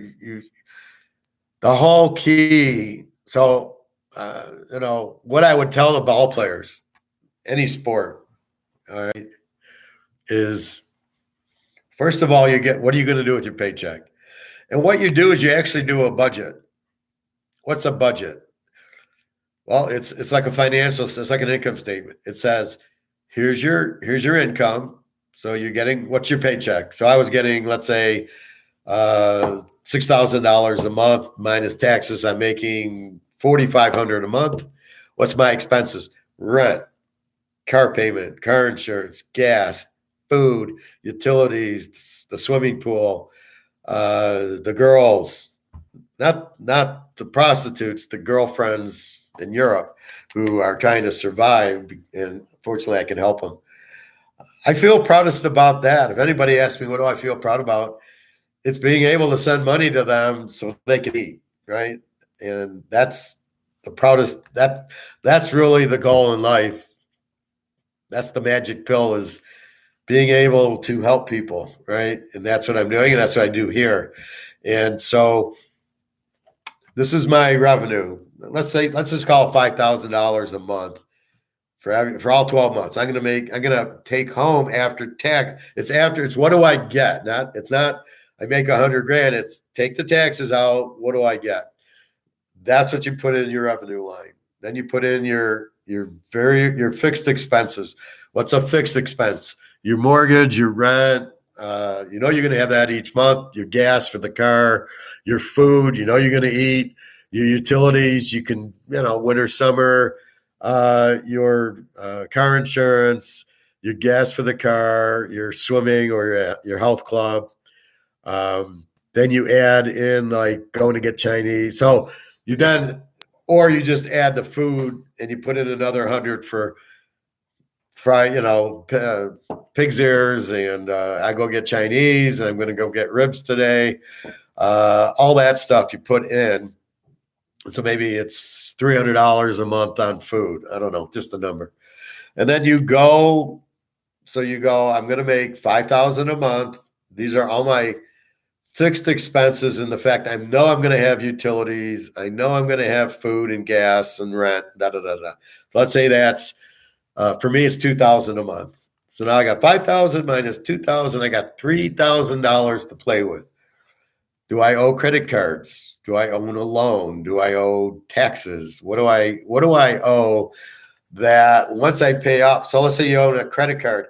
Once I pay the credit card, it goes to zero. So it's not fixed. Rent's fixed, or mortgage. I know I'm going to have that. But the credit card, let's say I owe $1,000. Okay, I pay 400, 200. It's gone. So maybe I have one or two credit cards because that's my vacations. And that's how you put your vacations in, right? So you put those on the bottom line.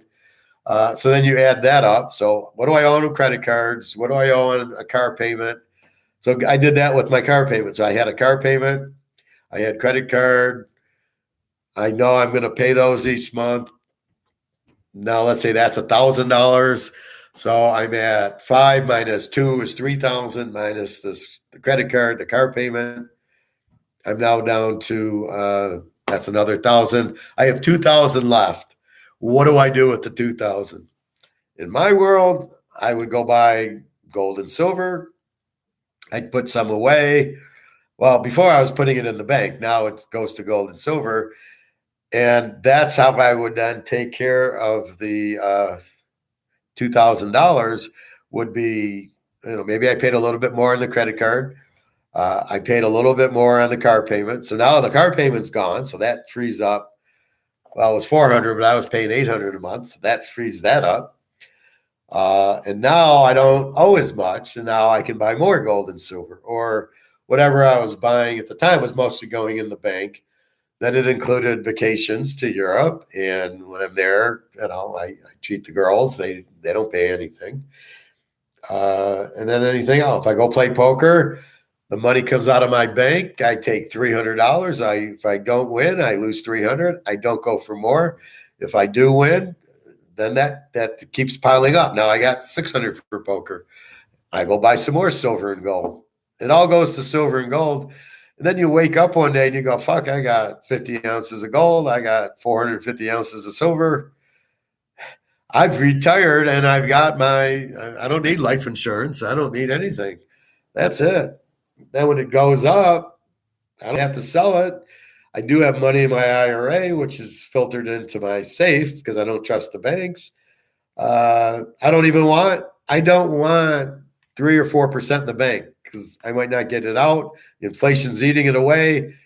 I'd rather have it in gold and silver. So that's my annuity. That's my CD. That's what I kept trying to explain to the lady at the bank. This is my annuity.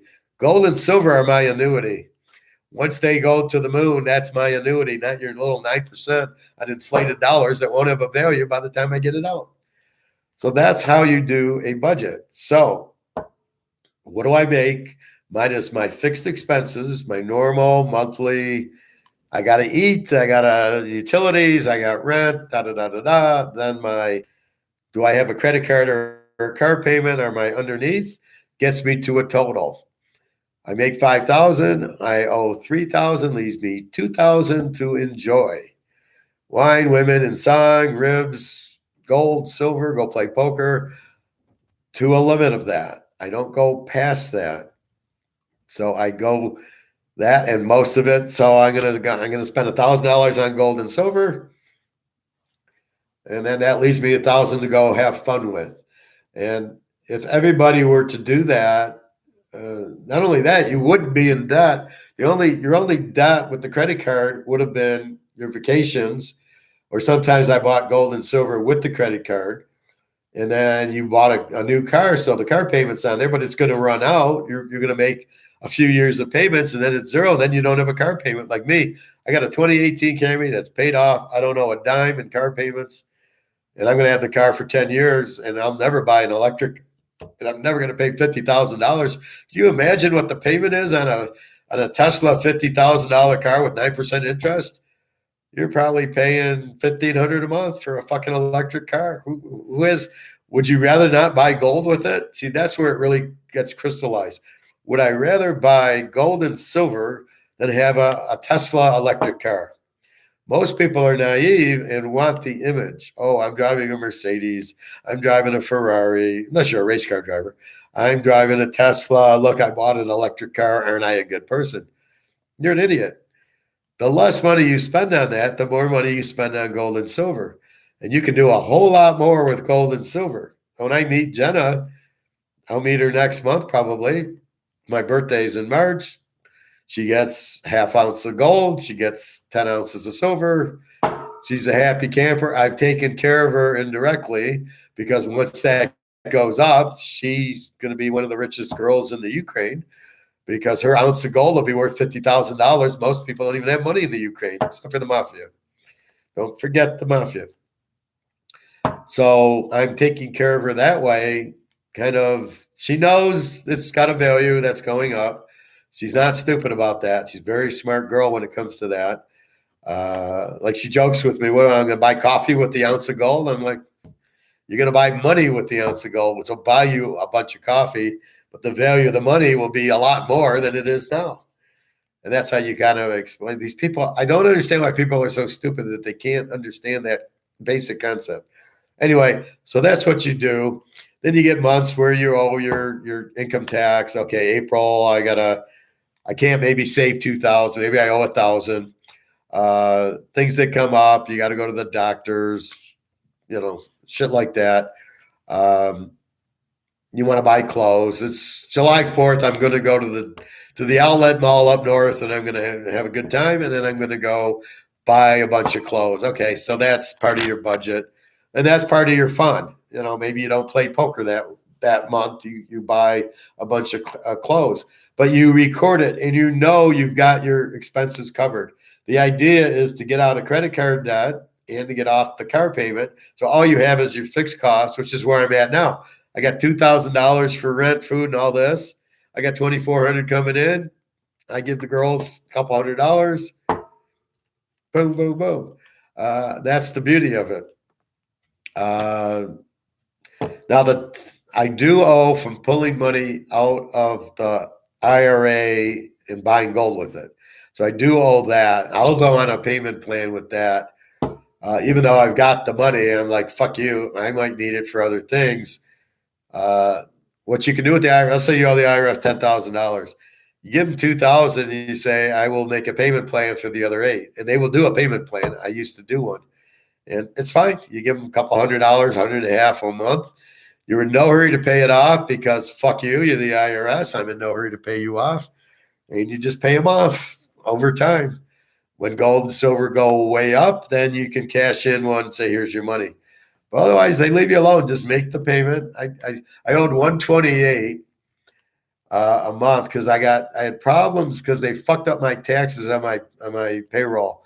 So I'm working at Ford, and they're supposed to adjust the tables. They didn't. So they weren't taking out enough tax. So when I go do my tax return, I owe like $3,000 in taxes because they didn't take out enough money.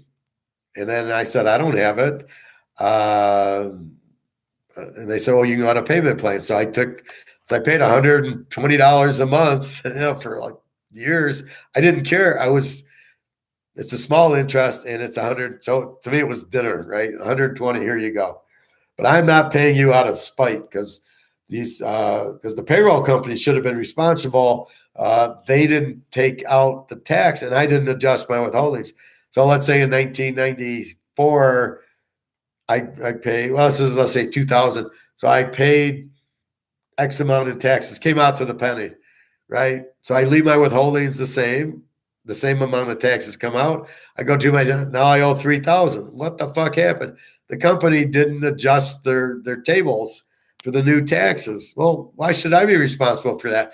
I did exactly what I did the year before and I owed zero. Why the fuck would it do it? The other thing is you never want a refund from the IRS. You always want to owe $100. That should be your goal because if you get a refund means you overpaid, which means I gave them an extra $3,000 loan. I don't get anything. I don't get any interest on it. And so I get $3,000 later instead of now. What kind of fucking fucked up thing is that? I talked to one finance guy and he goes, well, this way I take my family on a vacation. I know I'm going to get the money because I'll spend it. So the guy doesn't even understand what to do, how to do a budget. So you don't want to do that. You never do. You pay your electric bill? Do you pay an extra $2,000 and tell them to hold on until April and then give it back to you? Who the fuck does that? Why would you? So you go to a restaurant, you give an extra $2,000 and say, well, you can pay it back to me next April and I won't charge you any interest. Who the fuck does this? So why would you, if you conveniently call it a refund, there ain't no refund. You overpaid. You're an idiot for overpaying. You should never overpay and never. Why would you give the government a tax-free loan? If you understand that, you will never do it again. You'll calculate out. There's a little table. I'll be happy to show it to you on like an IRS. So if you make $100,000 and I'm single, and this should be my tax that I owe for the year. Let's say it's $8,000 divided by 26 paychecks. So you should owe, I don't know, $1,500 a paycheck. So you adjust your paychecks to the $1,500. It comes out every month. The taxes are out on the top, which maybe makes your $2,000, $1,900. And then when you go do your taxes, you break even. You maybe owe $100 for rounding or something. The last thing you want is a refund. You want to owe them $100. Believe me, it's the most satisfying. Here's the $100. This year, I'm going to get my ass kicked because of bringing in the IRA money that I had in stocks that I sold the stocks, bring it in to buy gold and silver because you can't buy gold and silver in an IRA. You can buy ETFs, but who the fuck wants that? I was in gold stocks, but they were going down. I wanted to own physical. It's the only way out. So I did that. So I owe that, but I'm not going to pay it all. It's like 20%. So on me, it'd be like $50,000. It'd be like $10,000. Maybe I owe 8 because they took out too much at Toyota in Alabama with the severance. But all right, so I owe 8, maybe 7. I'm not paying them that. I'd rather buy gold with it. I'll pay you guys, we'll do a thing and I'll pay you over the next 20 years, $100 a month. I don't give a fuck. It's just, well, I might say I'd rather owe it next year when my income will be zero.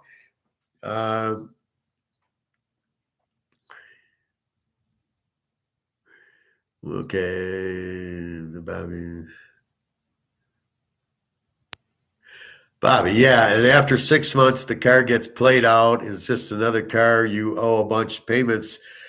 Well, exactly. Unless you're a race car driver and you need a Ferrari, yeah, it's probably those type of little toys you need to pay cash with.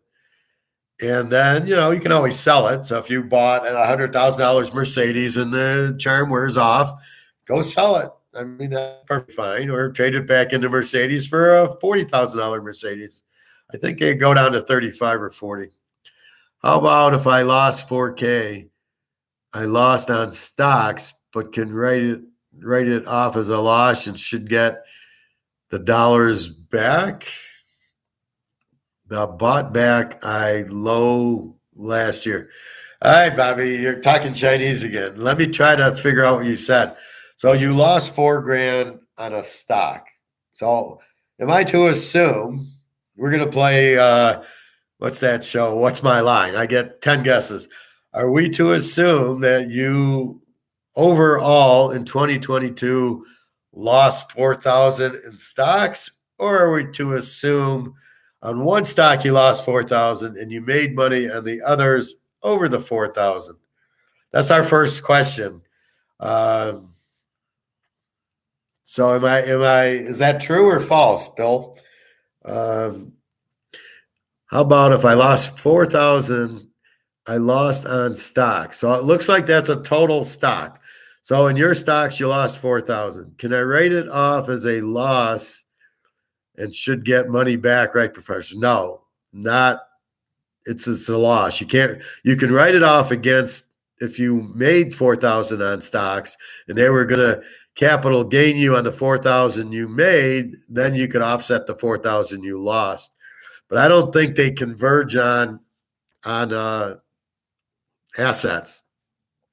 So if you make 4,000 on gold and you lost 4,000 on stocks, that should be your question. Can I zero that out? That's a good question, and I'm not sure if it has to be stocks with stocks and gold with gold. And I know at the racetrack, you see guys picking up tickets because they made money and they got 1099, and they can offset losses at the racetrack. If you can show the slips that I lost $2,000 and I won $2,000, I break even. I know in the again with football games they don't do it. Now if I'm at Caesars and I hit a slot machine for $5,000, I'm going to the sports book with $5,000 and finding losers to offset the winners. But you can, as far as I know, you can offset the 4,000 you lost with stocks if you made 4,000. Otherwise, it's just the loss. Bought back, I lost. I low loss. Okay.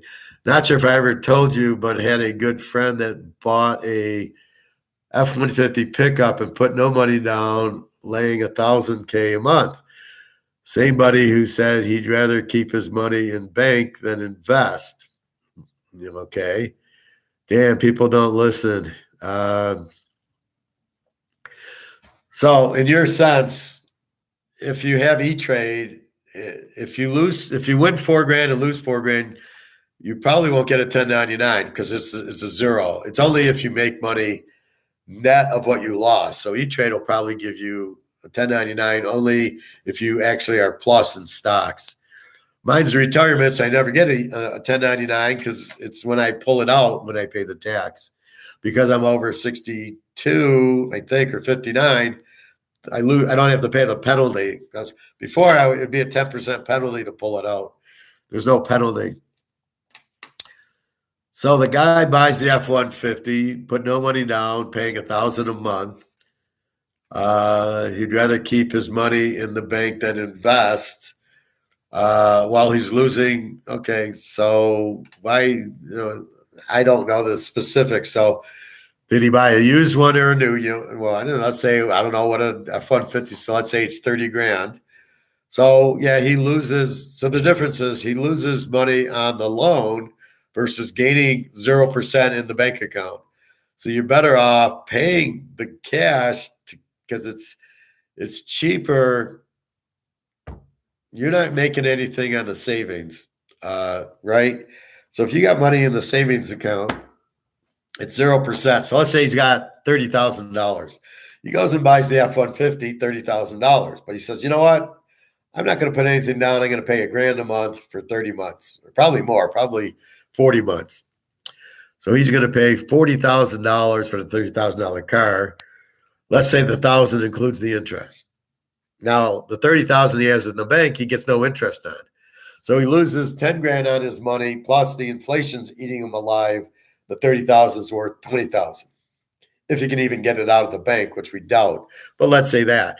So he's paying $40,000 for a $30,000 car, and his 30,000 in the bank's worth 20,000 now, and he got no interest. So he loses 20,000 by doing that. Now, what I would have done is done the loan and then bought gold with my money in the bank, and then that ties out with the inflation, and then I can pay for the car with the. I would have done the loan when it was 0%. I don't have a problem if he got a 0% loan because the interest rates are 0, and he's paying 1,000. If he's working, making the money, that's okay. But I would have taken the money out of the bank to buy gold and silver, not left the money in the bank. That's his mistake. Having a car, he needs a car. Does he buy a used one? Maybe. Can he afford the 150? Can he afford the 1,000 a month? So that's all. That's his budget, right? What do I make? What are my expenses? That leaves me X money for a car payment. If you can afford $1,000 and still save, that's the key to life. Can you still? You make the $5,000 a month. Can you pay off your rent, your electricity, your food? And then your car payment and your credit cards, and still have money left over. If you can't do it, you're fucked. If you can do it, then you take the money and, you make sure some of it goes in your bank and or buy gold and silver. Maybe you buy stocks, and then the rest of the money you go have a good time with, but you don't spend more than you have. You can't spend $6,000 a month if you make $5,000, and that's the biggest problem most people do. Or they'll go to Hawaii and spend 20 grand on a vacation that they don't have the money for. Or you got to take that out of your savings, which is fine. But when you make $5 grand a month take home, you better be spending $3,500 at most. Now maybe you bought a house over your head and you're paying $3,000 a month on your house. And a lot of people do that. And then they own a Cadillac, and that's another 1,000. So they make 5,000, but they spend 6,000 a month just in their normal budget. Well, you're fucked. Then you're the government. How do you can't spend more than you make. That's the key to a budget. That's the key to survival. That's the key to buying gold and silver and being able to enjoy freedom and not working and retirement. As Bobby said, if that's your key, the retirement, professor. Oh, okay. If that's what do you want out of life, right? That's your first question. So if it's to make $5,000 a month, so you can spend $6,000, you're going to be in big trouble. You're going to be working until the day you die, and you're not going to be happy. Your wife's not going to be happy, or your girlfriend, because they want the money. Let's not forget, you get a girlfriend because they want your money. All right. They want to be taken care of. My Russian girl likes me because I'm safe. She feels safe with me, and I can take care of her and her daughter. The Ukrainian one loves that she can eat because I help her eat. So I take care of her. That's why they're with me. But that's part of being a man and taking care of your wife or your girlfriends, right? So you've got to have it all planned out in life. Otherwise, what girl is going to want you if you don't have any money? You can't enjoy half a life. What kind of life is that you live alone and you become an alcoholic or you do your drugs? You have no women because they only want money. Don't be kidding yourself. Any girl, especially even a remote pretty girl, wants to be taken care of. That's what women, they're very insecure, want, is to be taken care of. Maybe you can't take care of them fully, but if they're working, the last thing they want is they work and they support you. All right, that's a 0. You're not getting anywhere with that. That's a very insecure woman, and there's no relationship there. At best case, the woman works, and You don't ask her for any money. She might not need your money. She's independent. Maybe she's a manager. She makes her 5,000 a month. You make your 5, and she's not asking you for money. Maybe that's the best scenario you could hope for. But the normal one is you get the pretty girl and you take care of her a little bit. Maybe not all, but you take care of her. And that's what they want. They want the security. They want to feel safe. So, and that's the best gift you can give to another person. But that's really what you're at. So you've got to take your priorities in line, which is you've got a budget. You've got to know what you make. And then what you make is your skill set. Bobby's a baseball player. Not a lot of people have that skill. He can make good money at it. I'm in finance economics, not a skill that a lot of people have. I can make decent money, not what Bobby makes, but I can make decent money with it. People that work at a grocery store have no skill set. So the first goal in life is to get a skill set that will pay you. Computers, medicine, economics, and finance. Even if you're an entertainer, you're Brad Pitt, you're Bobby, you're LeBron, you got to have that skill that people want to pay for, which goes back to Say's law. Supply creates demand, your supply. Oh, Bobby, you can hit a baseball. Well, you can get this much. Oh, LeBron, you can play basketball. You get this much. Oh, Joey, you don't have a skill. You work at a grocery store. You're going to get this much. You don't have any skills. So the more skills you get, I got a master's in finance and economics, moves me up the ladder, I get paid more because they're paying for the skill and not a lot of people have it. So you want a skill that not a lot of people have. That's a very good skill and you make more money at it. And it's got to be something you're passionate about. Don't be a doctor if you don't like doctor. Find your passion and do it. That's where you get paid for and you'll love it. It won't be a job. That's your first key. And then with the money you make, then you do your budget. And then the extra money, you're buying stocks if the company matches a 401k.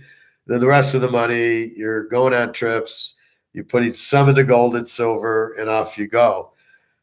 They can never take the gold and silver away from you. And then if it was a normal where it goes up because of supply and demand, it would already be at 50,000 an ounce, but it's getting there. So we know that. So that's fine. That's what we're looking at. That's why we're in gold and silver now, is to protect us and so we can all retire nicely. That's the goal. But you need that goal. Build your skill set, get you more money. The more money, then you can budget it right. You can then, what tends to happen is somebody like a ball player starts making serious money. They buy a nicer house, they buy a nicer car, they buy nicer clothes, they get nicer girlfriends. It all comes with the territory. But what you should do if you're one of these if you're Mahomes, you buy your house outright, right? You buy the house. You want $1 million house? You pay cash for it. Here's the $1 million. You want a nice Mercedes, Ferrari? You pay cash for it. You do not need debt. You're making all this money. You ask them, all right, Kansas City, I want to get paid in gold and silver. Part of my money, 20%. Give me $50,000 a month in gold and silver. That's what you tell them, or you take it. You put out your normal expenses. You stay out of credit card debt. God knows you don't need a loan. You bought your car. You don't have that debt. And then the rest, you keep shoveling into gold and silver. You go on your vacation. You have your girls, and you enjoy your life. And when you're ready to retire, you're sitting on a mountain of gold and silver like in The Hobbit. And you're like, okay, I'm retired. I don't need to work. I can relax. If I want to work, if I want to do promotions, whatever I want to do, I can just sit and relax. And that's the goal. That should be everybody's goal in life, is to not be a slave, as Bobby said. That's the worst thing you can do, is have to work till you're dead. That's why we buy gold and silver. That's why we all wait for the gold and silver to go up. And that's it. And then even this shit, right? Get this yellow Jordan card. That helps you with the retirement. Get the Drew Brees rookie that's a refractor. That they're all assets that are worth something that helps you along, or you pass it on to your kids. Say, here, you don't have to work. Are you going to spend all your gold? Hell no. It's going to be there. you're going to use it to buy a house or a car, but you're not necessarily going to spend it all, because what are you going to put it in? So why would I spend 10 ounces of gold at 50,000 an ounce? Would give me what? 50,000 gives me 500,000. Yeah, gives me 500,000. What am I going to do with it?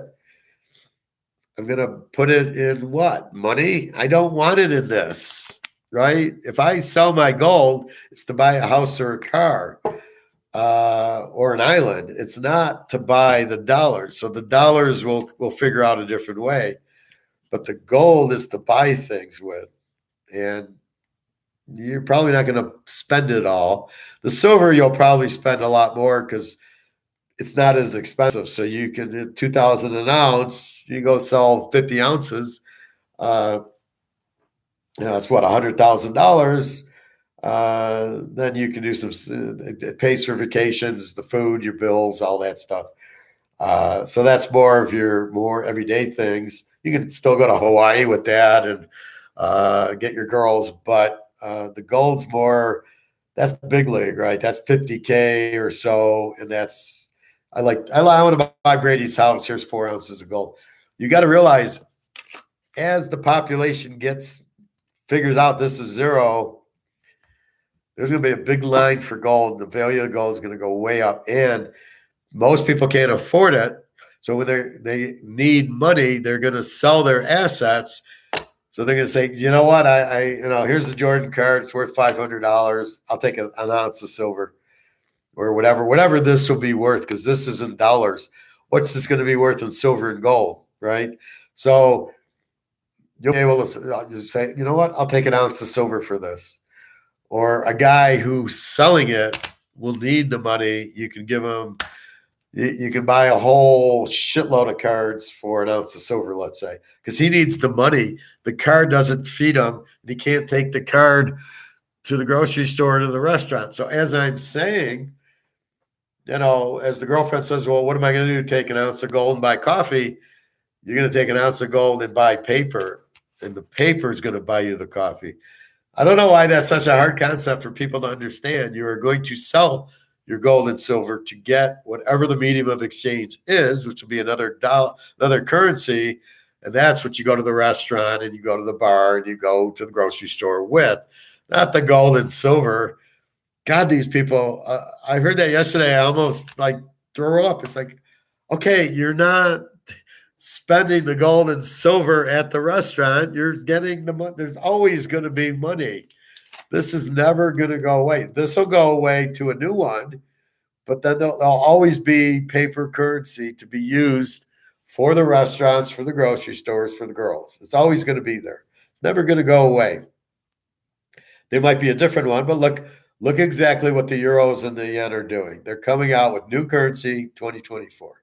That's what they're doing, because they've inflated the shit out of this. So they're coming out with new currency because they still need currency. That's what the U.S. is going to do. I told you, watch what the euro and the yen do.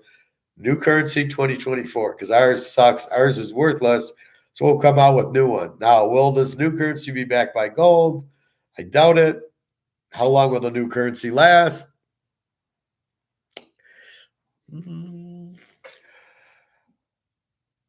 I would say 6 months to 9 months is all it'll last, because it's still not going to be backed by anything. And people are going to say, wait a minute, the last money wasn't backed by anything and it went to zero. So you're giving me new money not backed by anything?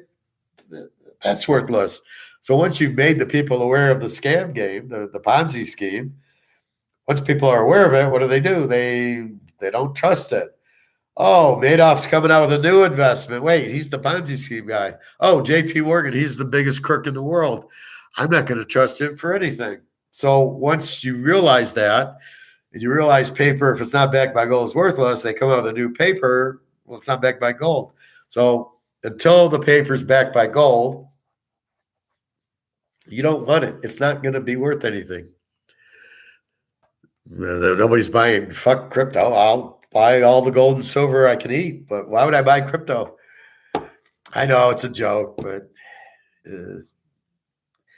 what value is crypto going to have as long as you're bringing that crap up? Give me a value. So it's worth what? 20,000 of this crap? So it's not, is it even worth 20,000? 20,000 inflated dollars. Okay, that's what it's worth. What you gonna do with when this goes on with your crypto, Mr. Stone Cold? What are you gonna cook? What are you gonna smell what you're cooking with the dollar going to zero? What's your crypto worth? Keep in mind, it's not an asset, it's not physical, not like gold and silver, which I know what it's worth, right? It's gold and silver. I don't need the dollar to have value in gold and silver. The gold is the value, not the dollar, right? So it's almost backwards. The dollar should be priced in gold, not gold priced in dollars.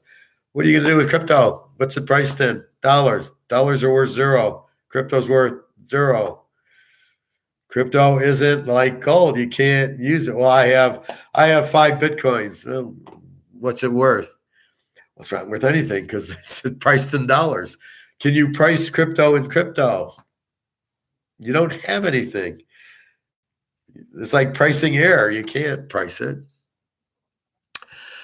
I know Theris loves his crypto, the professor. Who's Theorist? Is he one of the Greek gods? Or is he playing, is he on the Giants? There's these guys on YouTube saying that the next crypto bull market will begin soon. Okay, who gives a fuck? They're the ones that said Lamar Jackson would be all pro, or that or Daniel Jones would be a good quarterback in the NFL. It was a typo.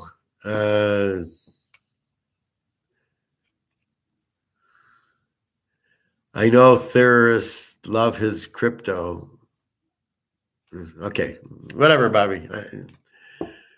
You're going over my head with that one. There's these. Okay, so let them go buy crypto. They can buy crypto. You know, Bobby Bo is the king of typos. I know. Are you having frog legs tonight, or are you eating the pig's ears? I think I'm off to get some barbecue right after this. I'm going to go to the gold store and the barbecue and swim. And I think tomorrow I go play poker because I want to celebrate getting my money. It's not like I didn't do anything for it. I really worked since I was 16 for it. So in one sense, I'm getting paid for working. It's finally paying off. So in a sense, no, I'm not working 40 hours to get this money, but I've worked my whole life to get this money. I'm actually having the veal roast tonight. Oh, you're roasting it. Good. So what are your seasonings, if I may ask? Salt, pepper, garlic, Italian dressings, Ken's, olive oil. What are you putting on the veal? Well, of course I earned it fair and square. I enjoy winning when I play poker, when I bet on football games, because it's me being intelligent enough to bet Cincinnati last week and win the bet. It's me using my brain to win.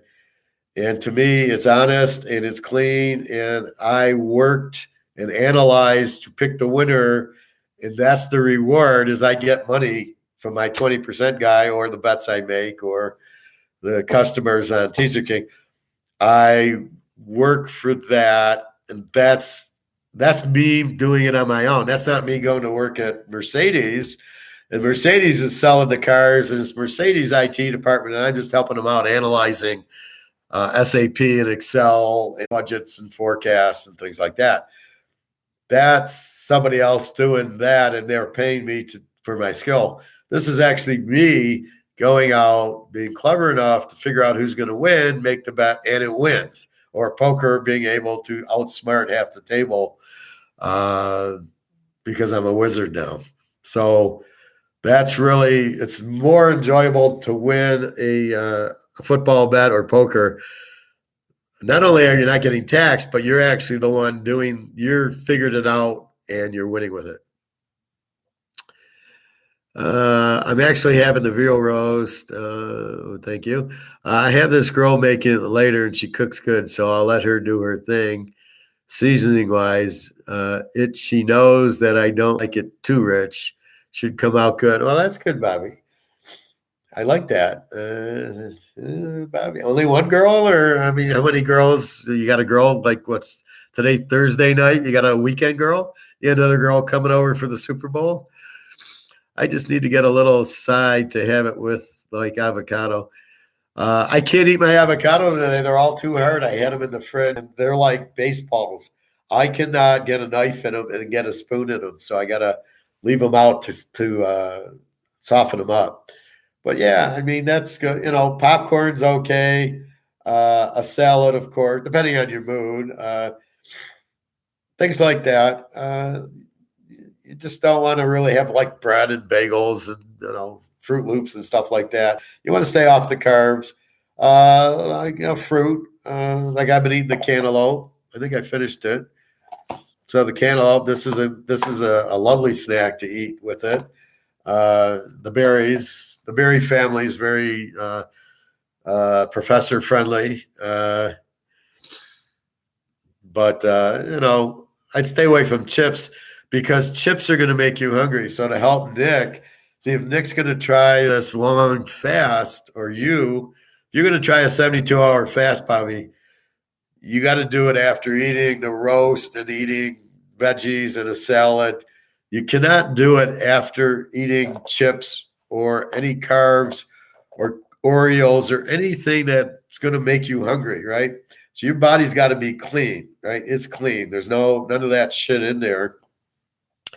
And then because it's clean, now you can easily fast 72 hours, which is extremely healthy. You do it once, you'll be very happy you did because it's a big accomplishment. Number one, it's good for your ego. Number two, you'll be clean. Any bad cells that you have will be cleaned up by your body, by your little guy inside. Three, your girlfriend's going to be happy because you're going to be using her for a while for the next few days after because you're clean. It's a nice little extra. You'll just be everything. You'll just feel better. Your head will be better. Your blood pressure will be lower. Everything will be much, much better. So there's a lot of great effects to if you can do a 72-hour fast. My advice is maybe just do a 48-hour. And I'll watch the Super Bowl Sunday. Maybe Monday you kind of have your steaks and da-da-da-da-da. And then Tuesday, just don't eat. And then eat Wednesday lunch. And that will theoretically be a 42-hour fast. So if you eat Monday a normal meal, because you might nibble on carbs Sunday. So if you eat a normal meal on Monday, you stop at 6 o'clock, you don't eat on Tuesday, you eat at noon Wednesday. All you've done is miss one day, and you poured in a bunch of water. We can all miss one day. It's not a big deal. You would have eaten dinner Monday night, so you didn't eat Tuesday. You're used to not eating breakfast, so you wake up at 8, 9 o'clock, and then you do what I do, and then at noon you start eating. That's 42 fucking hours. Do you know how good that is for your body? And what are you doing? You're missing one day. We all miss one day of eating. Is you go golfing and you can drink the water, the pop, or the water. You can't have pop. The water, the tea, and the coffee with no sweet and low, no sugar in it. You can eat that. Not a problem. Maybe put a little pinch of cinnamon in it. That's it. You'll be so happy. You go, fuck, this is nothing. And then eventually, a couple months later, you do the second day. And when you're doing it, it gets a little bit tough. But when you're finished with it, it's two things. You're like, fuck, that really was great. And secondly, psychology now, I know I can do a 75-hour fast. I know I can do it, which I apparently, as I get older, I need to do it more often, but I can do it. So not only that, but I know walking away from a 75-hour fast, I go, fuck, I am so healthy right now. I feel great. And that's what happens. You're a little lightheaded, and that the first little meal is really tasty, but it's just an ego thing. You're like, I don't need a Mercedes. I can fast 72 hours, and that trumps anything else. So I want to see you do a 42-hour fast, Bobby. So like, all you're doing is eating your normal dinner, You can have 3 steaks if you want. Skip eating Tuesday or whatever day you want to do it on. Don't eat. And then eat the next day at noon. So all you're doing is eating your normal meal. You can have your water after your tea or coffee. Don't eat the next day. Just water, coffee, tea, and then eat your normal lunch. That'll be a 42-hour fast. You can do that easy, Bobby. Not a problem. Just don't eat chips and chocolate chips and Oreos and ice cream. Don't eat any of that shit for a couple of days before. And then after the fast, you can go have an ice cream. It's not really productive, but you can do that if that's what you want to do. Probably around your birthday, you're going to have your birthday cake. Like my birthday's March 7th. I'll go have a nice cake and ice cream and all that shit and treat. And I'll have nice ribs and all that. And then on the weekend, I will do one of these 42-hour fasts. Missing one day is not a big deal. And then you're like, okay, that takes care of the crap I just ate. But only once you get down to where your blood pressure is 120 and your blood sugar's down and you're feeling good. You don't want to do it. If you got a blood pressure 180, you need a 3-day fast and you need to keep going and no sugar at all for at least 3-4 months. Then when your blood pressure is 120, that's your graduation present. Bobby, the main thing fucking me up with the fast is that I recently inserted running into my workouts and don't want to faint or anything. So walk. Come on, Bobby. I'm in the pool running during my 75-hour fast. I was in the pool every day. The first day of the fast, I was in the pool in a hot tub. Second day of the fast, I was in the pool in the hot tub. No problems. You just drink more water. You don't really get lightheaded because you didn't put the shit in that makes you lightheaded. You didn't have Oreos. You didn't have Chips Ahoy. You didn't have bagels. You didn't have bread. You didn't have the carbs. So if you don't have that, you won't run into that. That's what makes it hard. So it's hard to manage that. Oh, bullshit. You're letting your mind fuck with you. It's not hard at all. If I just did weights and keep it light, etc., but the cardio and heavy weights are very hard for me to fast on, but I hit 16 hours often. Just hard to hit the 24 hours. First of all, Bobby Bow 420. Was that your batting average, by the way, 420? Drink a lot of water. All I can say is if you want to do that exercise, I never have a problem fasting, doing running in the pool, swimming in the pool, getting on the bike. I never have a problem. So I'll walk the lake when it's warm enough out. But what are you eating before? That's your problem. And you need to drink. I would drink 4 or 5 glasses of water, green tea, coffee, anything. Just fill up with water. That's what you need. You don't need the food. You're dehydrated. Water will make you not hungry, not the food. In your mind, that's your excuse. It's not a good one. It's not reality. If you were to drink a couple of pitchers of if you were to drink like 48 ounces of water after you're running and your cardio, you'd be fine. You're just fucking yourself up. You're getting in your own mind going, oh, I can't do it. You can do it. I do it. You can do it. I love ice cream cake. So do I. It's the best, even though I only have about once every 3 years. Cheesecake too. I have all that shit, but I make sure it's either right before or right after a fast. I'll go to where I get my meat. They have cheesecake. But I won't get a whole cake. I'll get one slice. And I'm watching the football games. I'll have my slice, but that's it. It's on Sunday. I don't eat it and I don't get a whole big fucking cake and eat the whole cake. So I'm eating one piece. So I only buy one piece. So if I want Oreos, I buy the little 6-pack at the Speedway, and I know I'm only eating 6 because I bought the whole big fucking thing and eat it all. So I don't even go there. I'm eating broccoli and red and yellow peppers and omelets because then it makes me, I'm not hungry, and I don't crave all that shit because I'm not eating it in the first place, which is why you crave it. No, the 420 was actually the address number in my childhood home in the Bronx where I was raised. Okay. That's strange, Bobby. I don't have my addresses. I'm not professor, whatever my address was. I don't even know the address of my house. Uh, no, I usually professor's good, or what am I called here? Teaser King. Yeah, I probably wouldn't go with my bank account number, my social. It's my social security. It's my last four of my social. Professor, 1, 2, 3, 4. You're adorable, Bobby. People often think that the 420 to that laugh my ass, some heavy weed smoker, but it really just represents an ad. I would have, well, if you had a good batting average, and I don't have your cards in the frame. That maybe what I would use, vanilla, 329. There you go. That's my batting average. Okay, that would have made perfect sense. 420 is a little bit much for the batting average. I would think you're at least a 260, 270 batting average. Mano was pissed because he ended up with a 299 average, and he says, I'm a 300 hitter, but he played the last couple of years. He couldn't hit anymore. So it went to 299. He was pissed off about it. But yeah, if you would have had 3,000 hits or you would have hit 500 home runs, Bobby Bo would be in one of these.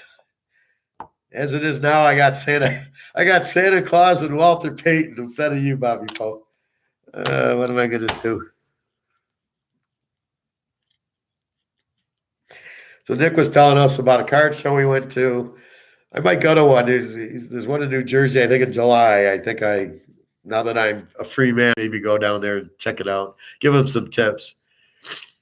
I hit good, but wasn't exactly Tony Gwynn. Well, as long as you weren't Wade Boggs. I hated Wade Boggs. All you had to do is hit singles. Definitely not. Well, I know you didn't have 400 average, but,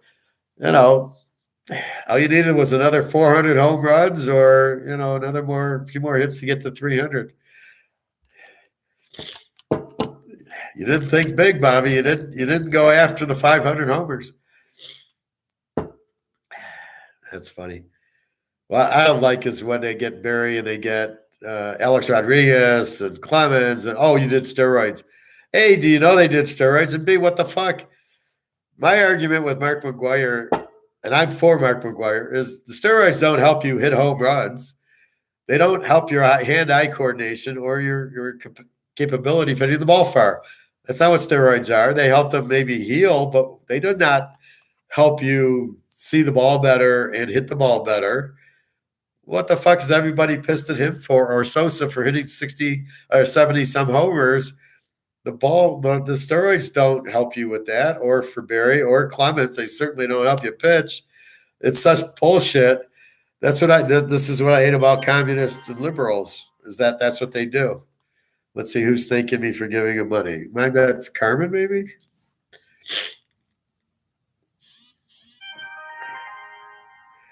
No, it's Derek.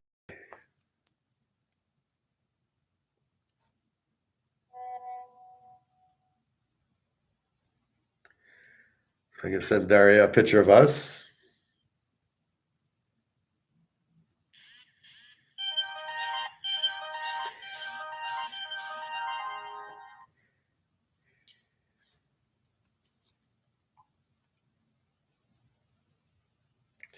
Just give me 1 second. Say goodnight.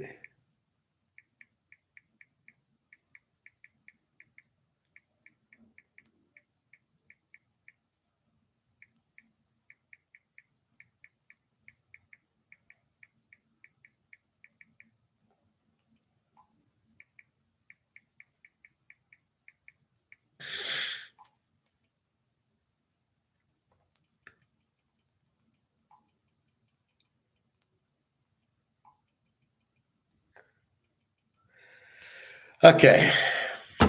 So it's 3:00, which makes it, I think, 10:00 in Russia. And she's going to sleep now. Oh, well. I usually get texts from her at 2 a.m.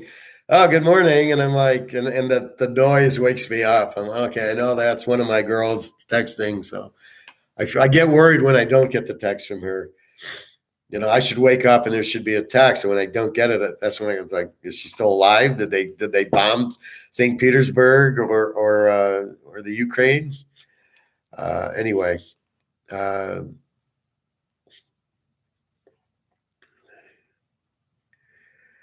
definitely not 400. Well, I know you didn't hit 400. Anyway, so that's what you. I lost my train of thought, but I had to take that. I'm glad you guys understand. I mean, this is the beautiful thing about WhatsApp. Like, she's in Russia, I'm here. It doesn't cost us anything, and I can help her out. I'll help her with rent on the weekend. See, I feel so much better because I can still help her with rent. I was getting a little bit like, if I start to run out of money, I didn't want to go to my gold and silver at this point. So I'm still kind of giving her a little bit. So now I can give her a little bit more. And, if I go over my 2,400, I don't really care because I got money in the safe and the gold and silver and the Bobby Bonilla cards. I got to look for one of your cards, Bobby. I got to.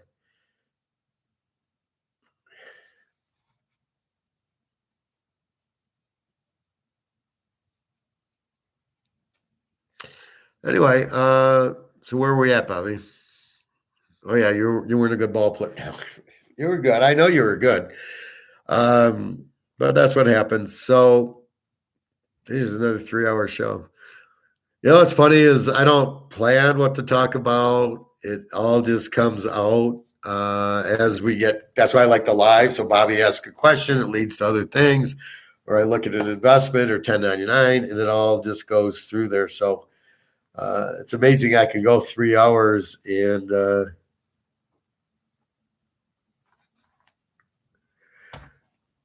it's not planned. So I'd be a hell of a teacher. So what else? I was talking about Buddy Ryan, that he should never have left the Bears, or Scott Frost leaving UCF. Again, when you have a good place and you have a good girl and it just works, you never want to leave it. That's a lesson that's usually painfully learned by the coach leaving, and then Buddy Ryan or Frost, or you leave your girlfriend, or you leave your job. I left a good job for a real shitty job because it was a bad environment. They didn't train. So I've done that twice, where you walk into a situation and they don't train you. Well, you got a master's. We just assume you know how to do everything. And then you're like, well, let's say I'm a good golfer. Well, that doesn't mean I know how to play tennis. And that's really what they get, right?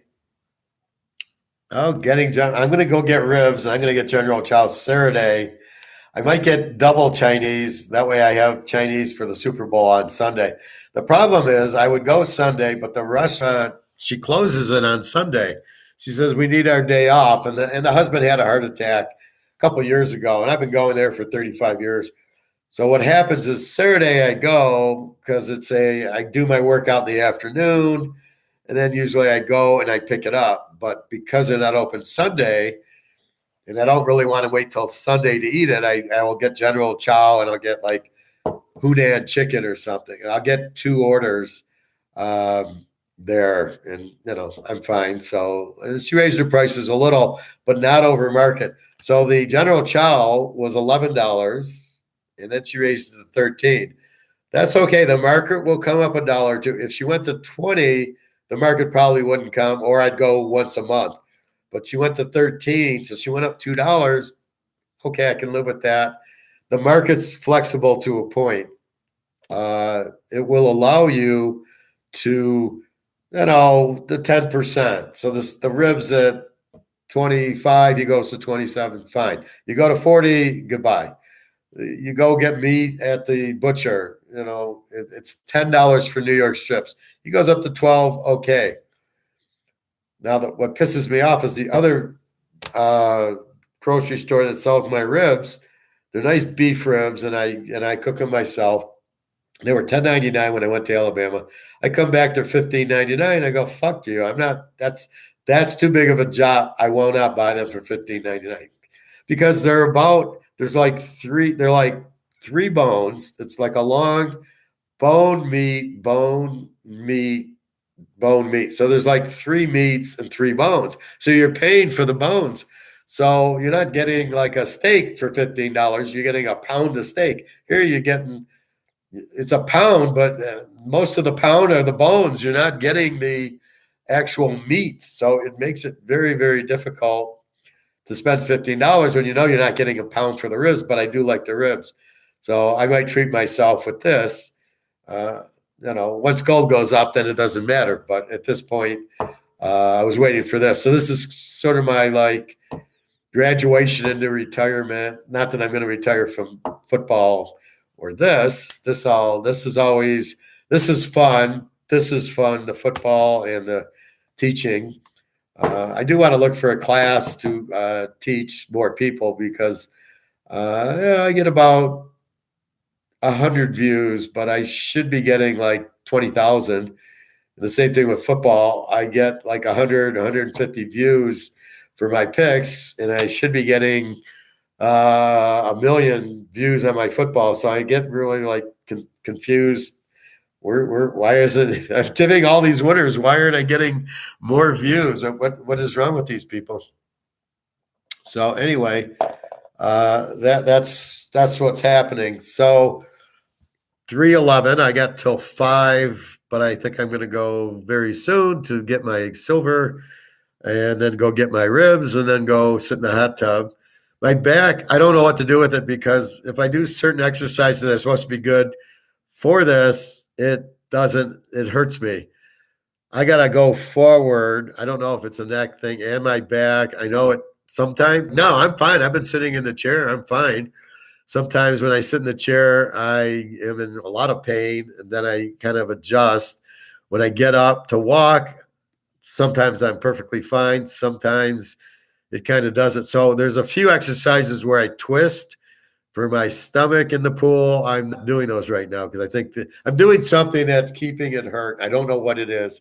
So if I just sit in the hot tub and if I just take a steam, I get on the bike, that doesn't hurt me. It kind of hurts me getting off the bike.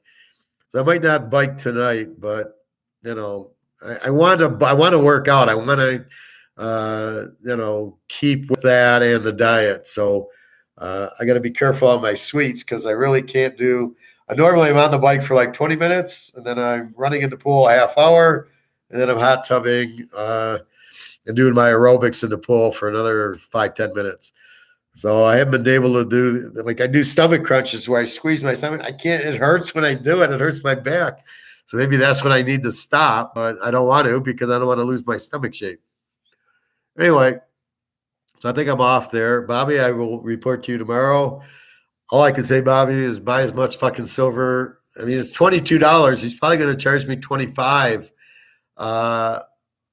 All I can say is go buy as much as you can. I mean, at this point, I'm very leery that the day after the Super Bowl, something's going to happen. Just like the war, when the Olympics ended in China, the next day, Russia invaded. And I'm telling you now, the day after the Super Bowl, something, I don't know what, is going to hit the fan, and you better be careful because all these warnings and all this, it's all up to JP Morgan. It's all up to BlackRock, and it's all up to this Nazi at Vanguard. They're the ones controlling it. So to get an answer, I can't because I don't know what these morons are doing. They're a bunch of fucking Hitlers. They're a bunch of communists that want to control us and hurt us for some reason. I don't know why. I don't care if JP Morgan does Madoff and he does the Ponzi scheme because they're doing that's all life is Ponzi schemes, right?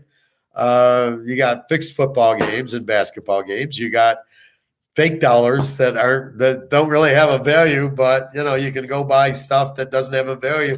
You go buy Orioles with the dollars that don't have values. But that's the thing. So I don't mind if JP Morgan gets off of Madoff Ponzi schemes. I do put my foot down when they hurt people. They want to enslave us like we're fucking idiots. That I do have a problem with. So we got to be careful with that. That's why we need gold and silver. That's why I push Bobby to buy more now because can he buy it later? I push him to get his money out of the bank because it's going to be worthless, but he's got to trust that it is. It's like that one Indiana Jones with James Bond in it. And he's got to do the leap of faith, and he doesn't see the bridge until he leaps. Although I don't know why he couldn't spray the stuff and he would have saw it then. But anyway, it's a leap of faith. He's got to trust that the dollar's going to zero, that's what's going to happen. And it is. So that's what he's got to. But all he's doing is trading it in for gold and silver. He's not spending a dime. He's just trading it over. And the more time he has the paper, the less it's worth. The more time he has the gold and silver, the more it's worth, just because the paper is worth less. So even if gold sits at 1900 buys more today than it did yesterday, because the 1900 is they're printing it is worth less. So that's really what you have to understand. So anyway, enjoy your General Chow, Bobby, and your egg rolls and your pig's ears, and enjoy your roast. Tell your girl I said hi, and tell her to watch if she needs some financial advice or if she wants to bet fall. Although you got all my football picks, so you don't need, you can tell her that. Again, be very careful. We know what's going to happen. I would just, as much as you can before before the Super Bowl, buy. Then we'll see what happens on Monday after the Super Bowl. Let's see what happens. Again, you can't lose. At worst case, it didn't go up, and I'll sell it back to the coin store and get cash for it. That's the worst thing that can happen. You can't lose. Gold is not going from 2,000 to zero. It's been around a few thousand years since the Romans. But I'll leave you with this thought. I guarantee you the Romans did not think they were going out either. Right? So remember that. Any smart ass is saying, wow, we're the U.S., say, that's what the Romans thought. They didn't think anything could happen. They're the fucking Romans. And they inflated their money and took all the gold and silver out of their coinage. And next thing they knew, they had inflation, they had corruption. They went out. And if they can go out and the 85 Bears can never win another Super Bowl, the U.S. can fuck up their dollars with idiots like Biden and BlackRock and JP Morgan running the show. It's not too hard to see why it will happen. And these idiots have no clue. So if they were really smart, they'd be buying gold and silver like the Chinese and the Russians. To be printing this and think that's the way shows how stupid they really are.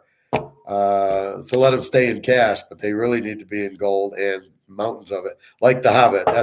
If I was those guys, that's what I would be in. It would be the Hobbit. I would even hire a dragon to watch it for me. That's what I would do. I would have that much gold if I was that rich. I mean, everything would be in gold. And it cracks me up when these guys say, I'd have 10% of my portfolio in gold, or maybe 20. Where's the rest of your money in stocks? Like, what part of the money is going to zero are we missing here, Mr. Smarty Pants? I mean, now it's going to be 80% in gold and silver, and then 20% in the safe, so I can go on vacations with the girls, and I can go play poker and bet football because I need money for that. And that's it. The rest is in gold and silver. That's it. Why would you have money in the stock market? When it collapses, why do you want to lose money? Answer that question. If anybody asks you, you ask them that. Why do you want to lose your money? Oh, I won't lose it. The stock market's at 33,000. Oh, okay. That's what the Romans said too. I mean, why do you want to even risk losing your money by having it in the bank and having it in paper and having it in stocks or bonds? Why do you even want to take that risk versus the reward? It's the 4th down and 2 at your own 28. Your risk is you're going to give up the ball, give up momentum, and basically lose the game. Your reward is nothing. You get a first down at your own 30, and you're still 70 yards away. You're still going to punt. What was your reward? That's basically the same thing with money. Why do you want your money? What is your reward by keeping your money in the bank and in the stock market? Nothing. You didn't, because it's inflated, nothing. What is your risk? You lose all your money. So your reward is nothing, and your risk is you lose it all. What's my risk reward in gold? My risk is nothing. My reward is it goes up and I'm a multimillionaire owning a country. It's all risk and reward. There's no risk with gold and silver. It's only reward, and there's no reward with money. It's all risk. If you just understand that basic concept, you'll be sleeping very peacefully with the gold under your mattress and as many hot girls as you want to have. But they got to be nice to you. They got to be the greener grass girls, like my Daria. Anyway, so be good. What is she listening? Oh, okay.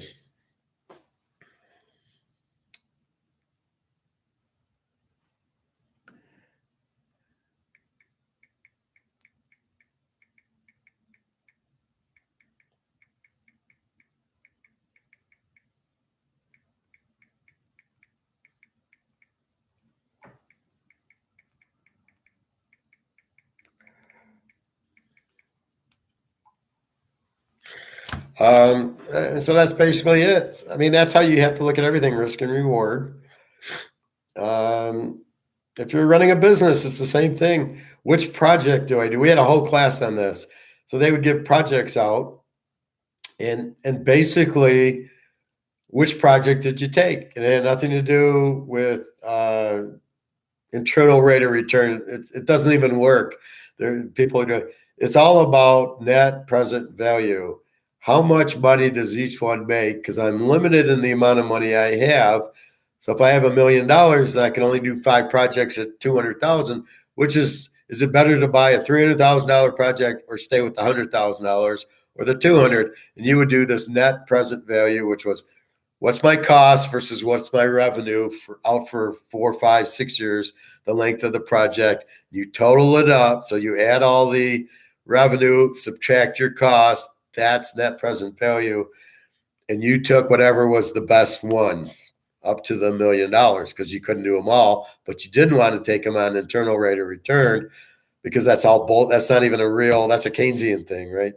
So that's what you want to do is risk and reward. So again, your risk on holding money is huge and there's no reward, and your risk on holding gold is 0 and your rewards as high as it goes because they're fucking up the dollar. So that's what I have. Again, we're taking the dog and the Philly in the Super Bowl with the over. Right now you get 7.5 with Kansas City. Mahomes will keep it close. He might do a couple of Ric Flairs or Hogan's where he's like, oh, don't hit me, I'm hurt. Limp around the ring a few times, but he's 100%. So is Kelsey. The only one is, will Chocolatey Claire play as the running back is the question. But if you're questioning is Mahomes right, he's as right as the wrestlers. There's no injury. He's fine. He'll limp for show, not because it's really hurting him. So I like them as a dog. I don't think Philly's going to actually play a quarterback. Unless they knock him out, they're actually going to play a quarterback who's a good quarterback, unlike the 4-stringer of the Niners and Daniel Jones of the Giants and all that crap. So that's the Super Bowl pick. Again, go over. It's definitely an over. My score, 31-30, Kansas City or Philadelphia. I think at the end they can run it in or Hurts does a run or whatever, but I think both teams can score on the other. There's not a lot of defense being played. They're both pretty balanced, but with Mahomes, a lot of his throws are running plays when he hits Kelsey or these little sideways passes. As we saw from his dive, he can run fine and he can dive fine. And everybody tells me here, if I have a high ankle sprain, you can't put any weight on it. So obviously he's playing WWF. What else? I kind of reviewed the cards. This is when you go to a card show. This is what you want. A 1983. Looks like a PSA 10 Walter Payton worth a hell of a lot more than the $5 or $10 they're selling it for. And, and then if you do get like a refractor type of card, it's numbered out of $9.99. It's a Drew Brees rookie worth about $10,000. If it's which it should be, it's perfectly centered. There's no corners. There's no wear. It's a beautiful card. This is what you do with your beautiful cards. You put them in this hard plastic, and it's plastic something. Proform, I think, is what it's called, and you can buy like 100 of them for $40. But your real good cards you want to keep in there because you don't want the air to get to them, and you don't want to get damaged because you take a Montana rookie that's a 10 that's worth 100 grand and you damage it, it's worth $5. So do you want to lose 100 grand because you didn't buy plastic? No. Don't know what else. Any other questions or comments before I go buy gold and silver? So I'm off to Silverland buying my silver coins at this cheap price. It's ridiculous. And then off for some ribs, some chicken, and then off to the pool to try to heal my fucking back. That's just killing me. Doesn't seem like it seems more than a nerve. I don't know what it is. It's like I think I did some major damage where I kind of turned quickly or something, man. Just be careful with your back. It's so agonizing. All right, everybody, have a great day. Good luck to you. I'll be back tomorrow. Again, we got the game. We'll review the line, any injuries. Everybody seems healthy for Kansas City. Philly's missing a few linemen, tackles, guards, some defense, but I don't know if they're starters or not. And everybody has 10 linemen. Don't kid yourself. They hide some on their taxi squads, and they have them there. So keep that in mind. We'll keep an eye out on gold and the stock market. Get the fuck out of that. Buy your gold and silver. After the Super Bowl, look out for some major problem, but be careful. All right, everybody, have a great day. I look forward to seeing you tomorrow, and I'm off for silver, Bobby. You should come to this store, man. You could load up on all this strange silver. They got a lot of different countries in there. It's $35 an ounce, not that 38 you pay. All right, everybody, have a great day. Take care. www.teaserking.com. You can get my email there. Buy the picks, but I'm giving you the picks for the Super Bowl. Over and the dog. All right, take care.